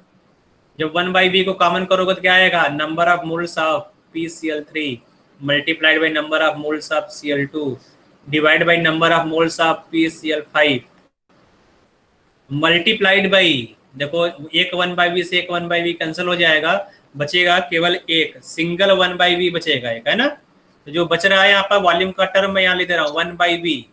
ये सही लिखा हूं मैं? सो Kc इज इक्वल टू, ये देखो नंबर ऑफ मोल्स है ना, number of moles multiplied by 1/v। तो अब देखो ये जो पूरा का पूरा जो एक्सप्रेशन है ये है Kc, ये Kc है ना। जब तुम इनर्ट गैस को ऐड करोगे तो क्या हो रहा है? देखो इनर्ट गैस को ऐड करने पर वॉल्यूम इंक्रीज हो रहा है। तो अगर वॉल्यूम इंक्रीज होगा तो क्या हो जाएगा बेटा? यहाँ पर देखो वॉल्यूम डिनोमिनेटर में है या नहीं? देखो वॉल्यूम डिनोमिनेटर में है ना, मतलब पूरा रेशियो क्या होगा? पूरा रेशियो कम हो जाएगा, पूरा रेशियो डिक्रीज हो जाएगा। जबकि ये जो पूरा रेशियो है वो Kc है, इक्विलिब्रियम कांस्टेंट Kc, वो डिक्रीज नहीं होना चाहिए, चेंज नहीं होना चाहिए। तो जो डिक्रीज हुआ है, जो तुम्हारा रेशियो डिक्रीज हुआ, उसको इंक्रीज करने के लिए क्या करोगे? जो न्यूमरेटर है न्यूमरेटर का वैल्यू बढ़ाओगे, न्यूमरेटर वैल्यू बढ़ाओगे। तो न्यूमरेटर में क्या है बेटा? न्यूमरेटर में देखो क्या है? प्रोडक्ट है, PCl3 और Cl2 है ना, है कि नहीं? प्रोडक्ट कैसे इंक्रीज होगा? जब रिएक्शन फॉरवर्ड डायरेक्शन में मूव करेगा, है कि नहीं बेटा? जब तुम्हारा रिएक्शन फॉरवर्ड डायरेक्शन में मूव करेगा तो न्यूमरेटर इंक्रीज होगा। फिर से देखो, दोबारा देखो, है ना? तुमने यहाँ पर केसी बनाया, K C is equal to number of moles of PCl3 divide by volume. ये कंसंट्रेशन है, number of moles divide by volume, number of moles divide by volume. Again इसको सॉल्व करोगे तो 1/V अलग हो जाएगा।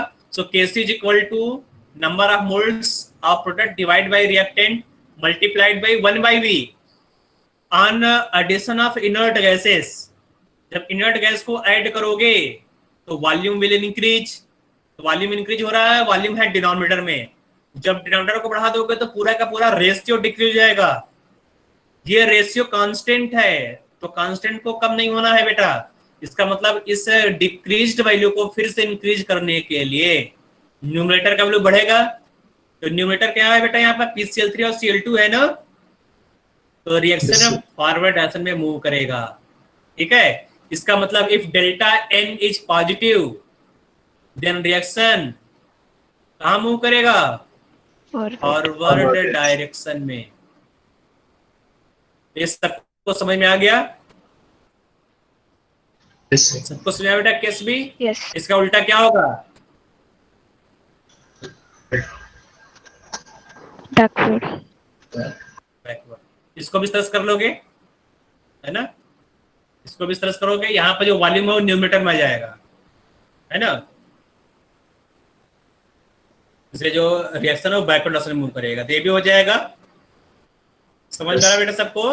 तीनों केस ए तो पढ़ना ही नहीं कैसे। केस ए में no effect, case B when delta N is positive. तो यहाँ पर जो इनर्ट गैस का इफेक्ट है बेटा, याद रखो, जो इनर्ट गैस का इफेक्ट है ना, ये जो प्रेशर का इफेक्ट तुमने ऊपर पढ़ा था, इफेक्ट ऑफ प्रेशर, इसका उल्टा है। देखो, जब डेल्टा N नेगेटिव था फॉरवर्ड, देखो डेल्टा N नेगेटिव फॉरवर्ड दिख रहा है, डेल्टा N नेगेटिव फॉरवर्ड दिख रहा है बेटा सबको?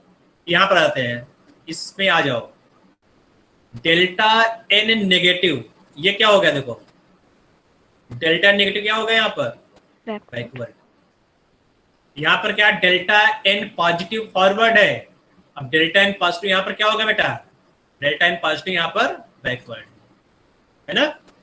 तो अगर तुमने इनर्ट गैस का पढ़ लिया या फिर तुमने इफेक्ट ऑफ प्रेशर को देख लिया तो इनर्ट गैस वाला ऑटोमेटिक याद हो जाएगा। तो जीरो यहाँ पर है बेटा, कैसे? अगर delta N is equal to 0 तो जीरो इफेक्ट। इस तरह ऊपर भी delta N is equal to 0 तो यहाँ पर भी जीरो इफेक्ट। तो जीरो का कोई उल्टा जीरो ही होता है। तो ये समझ में आ गया बेटा? सबने नोट भी कर लिया होगा, है ना? Yes.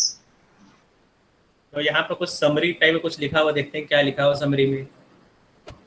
तो समरी में कुछ लिखा हुआ है, increase in temperature will shift reaction towards left in case of exothermic reaction and right in case of endothermic reaction. Clear? बता दिया मैंने। Point 2, increase of pressure decrease in volume will shift the reaction to the side having fewer moles of gas। अगर तुम pressure को बढ़ाओगे तो जहां पर number of moles कम है वहां पर रिएक्शन मूव करेगा। ये भी मैंने बता दिया था। Case 3, if no gases are involved in the reaction, higher pressure favors the reaction to shift towards the higher density or solid or liquid। तो थर्ड वाला भी देख लेना बेटा, है ना? थर्ड वाला जो केस है ये डिस्कस नहीं हुआ है क्योंकि यहाँ पर लेचरलेस प्रिंसिपल में नहीं आया, ये फिजिकल इक्विलिब्रियम में आएगा। ठीक है, जैसे यहाँ दिया गया if no gases are involve, gas नहीं सॉलिड है यहाँ पर। ऊपर जो तुमने केस लिया वो सब गैस के लिए तुमने देखा था। अगर सॉलिड है यहाँ पर है, नो गैस आर इन्वॉल्व मतलब सॉलिड होगा या लिक्विड होगा, तो reaction higher pressure favours the reaction towards higher density और सॉलिड। जैसे तुमने एक ले लिया आइस, ठीक है, ice in equilibrium with water, आइस को वाटर में कन्वर्ट कर रहे हो 0 डिग्री सेल्सियस पर, है ना? तो ये समझ में आ रहा है सबको? 0 डिग्री सेल्सियस पर आइस है, 0 डिग्री सेल्सियस पर वाटर है, तो किसका डेंसिटी ज्यादा होगा? डेंसिटी किसका ज्यादा होता है? आइस में देखता है बेटा फ्लोट करता है वाटर के ऊपर, फ्लोट करता रहता है, तो डेंसिटी वाटर ज्यादा है ना? High density. ठीक है, तो अगर तुम यहाँ पर प्रेशर अप्लाई करोगे तो क्या होगा, अगर इस इक्विलिब्रियम पर तुम प्रेशर को इंक्रीज कर रहे हो तो क्या होगा बेटा, पढ़ो यहाँ पर, है ना, the reaction, higher pressure favours the reaction to shift towards a higher density side. तो अगर तुम प्रेशर को बढ़ाओगे तो जहां पर डेंसिटी ज्यादा होगा वहां पर रिएक्शन मूव करेगा।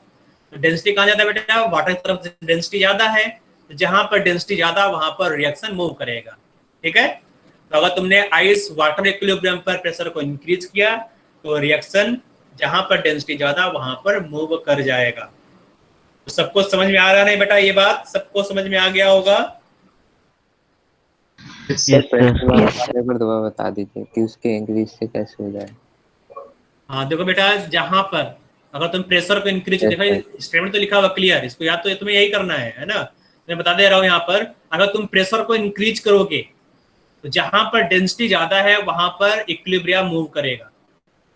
ठीक है, यस सर। तो आइस और वाटर में आइस का डेंसिटी ज्यादा होता है, क्योंकि आइस वाटर पर फ्लोट करता है, तैरता है, तो वाटर का डेंसिटी ज्यादा है। तो अगर तुम यहाँ पर प्रेशर अप्लाई करोगे तो प्रेशर अप्लाई करने पर इक्विलिब्रियम कहाँ मूव करेगा बेटा, टुवर्ड्स वाटर साइड, क्योंकि वाटर का डेंसिटी ज्यादा है। Okay, okay sir.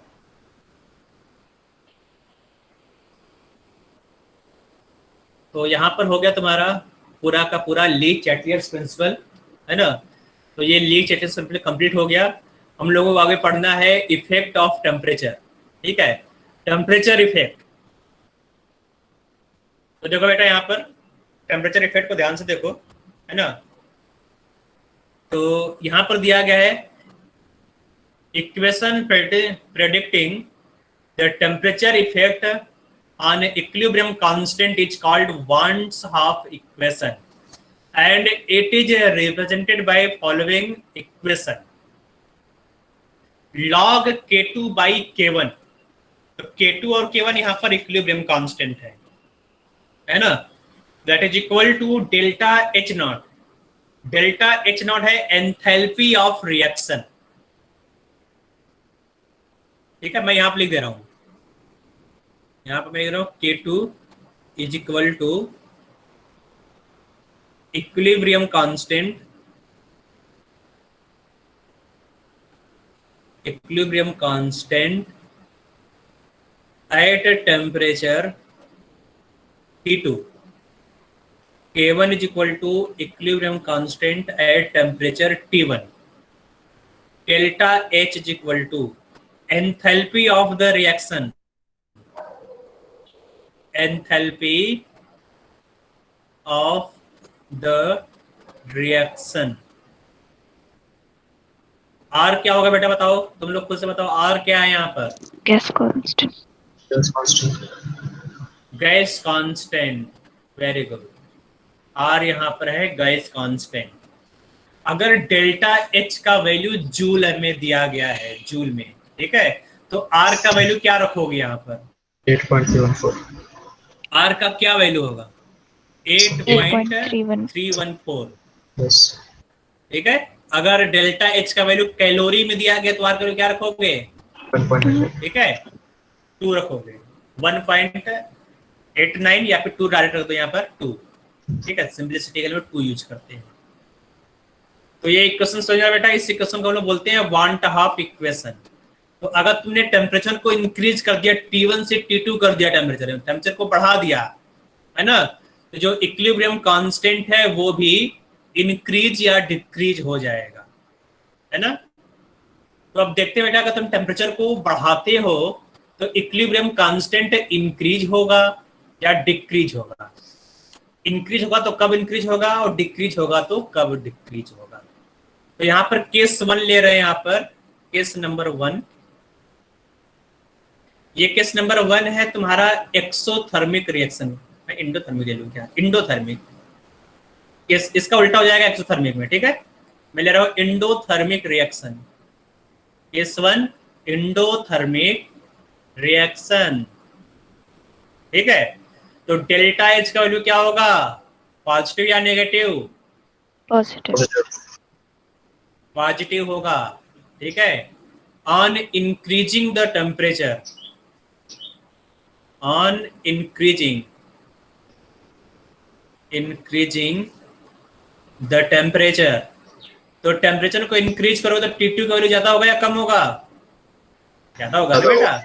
ज्यादा। तो T2 is greater than T1, ठीक है।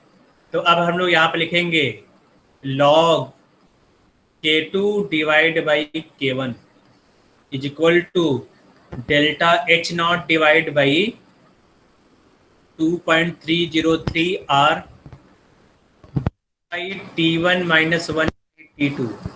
तो फर्स्ट यहाँ पर मल्टीप्लिकेशन टर्म है, ये पॉजिटिव है क्योंकि डेल्टा H नॉट पॉजिटिव है ना बेटा, ये ग्रेटर देन 0 है, पॉजिटिव है। सेकंड टर्म देख के बताओ बेटा, ये पॉजिटिव होगा या नेगेटिव? क्योंकि देखो T1 कम है तो 1/T1 ज्यादा होगा। अगर T1 का वैल्यू T2 से कम है तो 1/T2 से यस।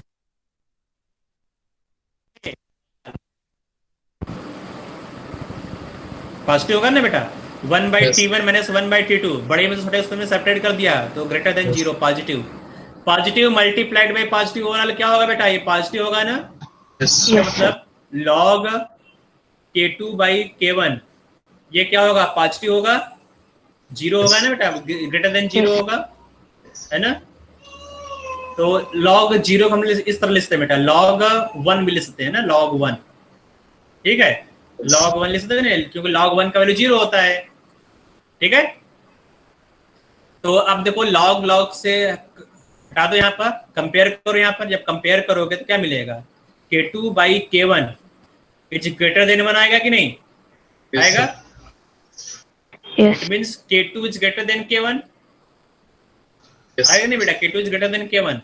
इसका मतलब इंडोथर्मिक रिएक्शन का टेम्परेचर इंक्रीज करने पर इक्विलिब्रियम कांस्टेंट इंक्रीज होगा, है ना। क्योंकि जो न्यू इक्विलिब्रियम कांस्टेंट है वो बढ़ गया है, K1 से ज्यादा है K2, है ना। So on increasing the temperature of endothermic reaction equilibrium value of equilibrium constant increases. अगर टेम्परेचर को डिक्रीज करो तो क्या होगा? इक्विलिब्रियम कांस्टेंट का वैल्यू कम हो जाएगा। एक्सोथर्मिक के लिए क्या होगा बेटा? इसका उल्टा हो जाएगा। एक्सोथर्मिक के लिए इसका उल्टा होगा कि नहीं होगा बेटा? यस। तो यही चीजें यहाँ नीचे लिखा गया है, नीचे देखो। If delta H naught is positive endothermic, on increasing the temperature will make K2 is greater than K1. That is, the reaction goes more towards the forward direction and vice versa. ठीक है। B यहाँ लिखा है, B क्या लिखा है बेटा? If delta H naught is negative, that is exothermic. On increasing the temperature, T2 is greater than T1 will make K2 is smaller than K1. That is, reaction goes to the backward direction. तो समझ में आ गया बेटा ये सब चीजें? समझ में आया ना ये? यस। तो इफेक्ट ऑफ टेम्परेचर समझ में आ गया सबको? तो ये जो स्टेटमेंट इसको नोट कर सकते हो तुम लोग, है ना। और ये मैंने बता भी दिया किस तरह से आया है, मैंने दिखा भी दिया यहाँ से ऊपर से, ठीक है। इसको मैंने डेराइव भी करा दिया थोड़ा सा, कुछ रिलेशन टाइप का है नहीं, मैंने बस ऐसे बता दिया इस तरह से आता है, ठीक है। तो ऊपर कुछ क्वेश्चन छूट गए थे, उसको देख लेते हैं। जो क्वेश्चन छूट गया था उसको देख लेते हैं बेटा, है ना। तो इफेक्ट ऑफ टेम्परेचर में 2 क्वेश्चन छूट गया था, इसको देख लेते हैं। तो यहाँ पर देखो बेटा, ये तो आंसर आ गया तुम्हारा, है ना। तो यहाँ पर देखो ये जो रिएक्शन डेल्टा H पॉजिटिव है, मतलब इंडोथर्मिक रिएक्शन का टेम्परेचर इंक्रीज करो तो इक्विलिब्रियम कांस्टेंट विल इंक्रीज, ठीक है। अभी जस्ट मैंने यहाँ पर प्रूव कर दिया, दिखा दिया, ठीक है। तो इलस्ट्रेशन नंबर समझ में आ गया बेटा? इलस्ट्रेशन नंबर 2, इलस्ट्रेशन नंबर 2 में दिया गया है delta H not. Delta H not दिया गया बेटा, delta H not is equal to 25.14, ठीक है। T1 दिया गया है, T1 इज इक्वल टू 400 डिग्री सेल्सियस, उसको केल्विन में कन्वर्ट कर लोगे, कितना हो जाएगा बेटा? 673 केल्विन। T2 कितना होगा बेटा? T2 दिया गया 500 डिग्री सेल्सियस, तो T2 773 केल्विन आ जाएगा, है ना। इक्विलिब्रियम कांस्टेंट K1 दिया गया है, यहाँ पर जो Kp1 है, Kp1 दिया गया है, Kp1 इज इक्वल टू 1.6। बेटा जो इक्वेशन है वन हाफ इक्वेशन Kp और Kc दोनों के लिए वैलिड, इसलिए वहां पर केवल K लिखा गया है, ठीक है। Kp1 is equal to 1.6 into 10 power -4 ये दिया गया है ना। क्या पूछ रहा है बेटा यहाँ पर? Kp2 पूछ रहा है। इक्वेशन क्या है बेटा? log of Kp2 divide by Kp1 is equal to delta H0 divide by 2.303 और multiplied by 1 by T2 minus 1 by T1, है ना। इस इक्वेशन का यूज करोगे तो यहाँ पर अननोन क्या है? Kp2 ही तो अननोन है, तो Kp2 तुम्हें निकालना है, यहाँ से निकल आएगा। केवल सिंगल अननोन है Kp2, निकाल लोगे ना? बोलो यस, निकाल लोगे? हाँ, ठीक है।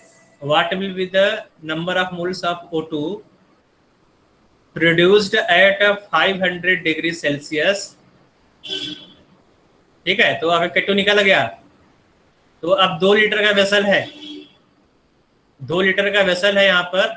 अब पूछ रहा है नंबर ऑफ मोल्स। अगर तुमने Kp2 निकाल लिया तो Kp2 क्या होगा? Kp2 होता है बेटा, नहीं यहाँ पर देखोगे तो यहाँ पर सॉलिड यहाँ पर O2 दिया गया, केवल एक ही गैस यहाँ पर है, बाकी सब सॉलिड में है।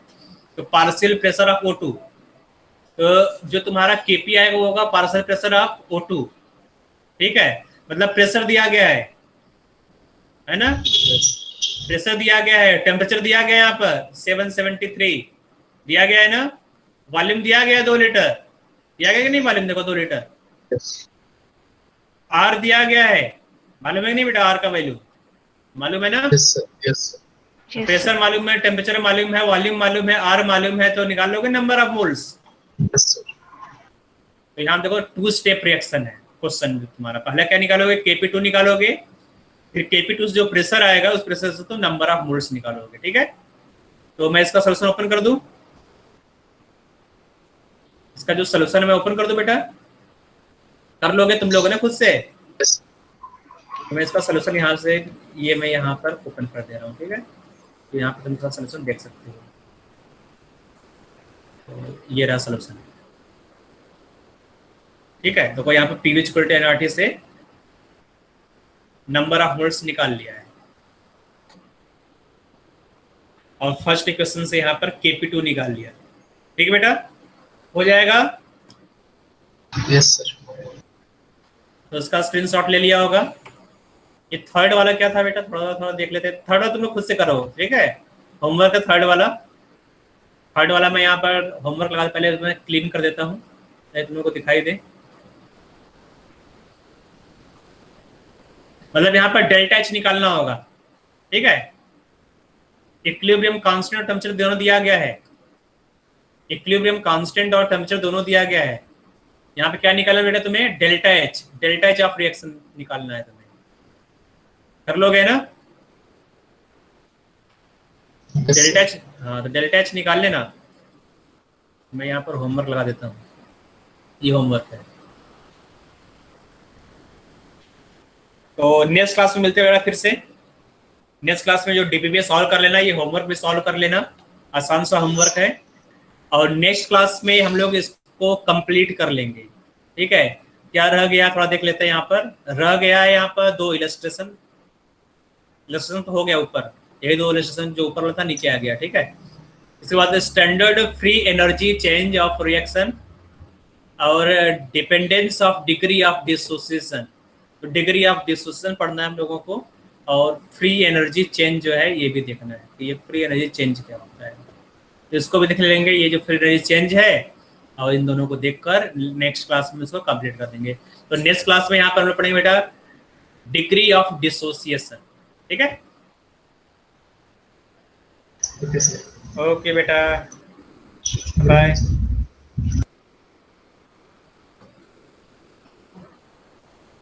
Good evening sir. सर एक चीज पूछनी थी सर। इक्विलिब्रियम कांस्टेंट होता है, हाँ तो उसमें ये होता है कि अगर उसकी वैल्यू ज्यादा होती है तो हम पता लगा सकते हैं कि फॉरवर्ड डायरेक्शन है, बैकवर्ड डायरेक्शन है। तो सर अगर इक्विलिब्रियम कांस्टेंट वैल्यू ज्यादा है तो कैसे तुम बोल सकते हो उसका ये फॉरवर्ड है या बैकवर्ड है? इक्विलिब्रियम मतलब कि रेट दोनों सेम चल रहा है, फॉरवर्ड चल रहा है, बैकवर्ड चल रहा है। क्यू से तुम बता सकते हो, क्यू से, जो रेशम कोसेंट है क्यू से। तो सर हाँ। जो क्यू की वैल्यू हम कब बोलेंगे कि बहुत ज्यादा है, या फिर मतलब नॉर्मल वैल्यू कितनी होती है क्यू की? नहीं, क्यू का वैल्यू तुम केसी से कंपेयर करोगे। केसी तो हर एक रेशन के लिए फिक्स है ना, कोई भी तुम कैलकुलेशन है उसका केसी फिक्स है।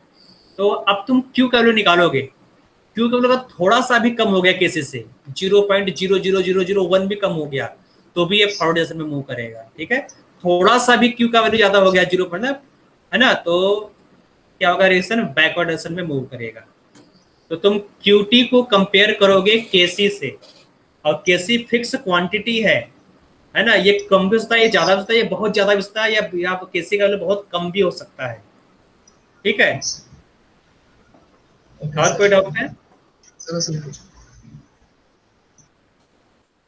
ओके बेटा, नेक्स्ट क्लास में मिलते हैं।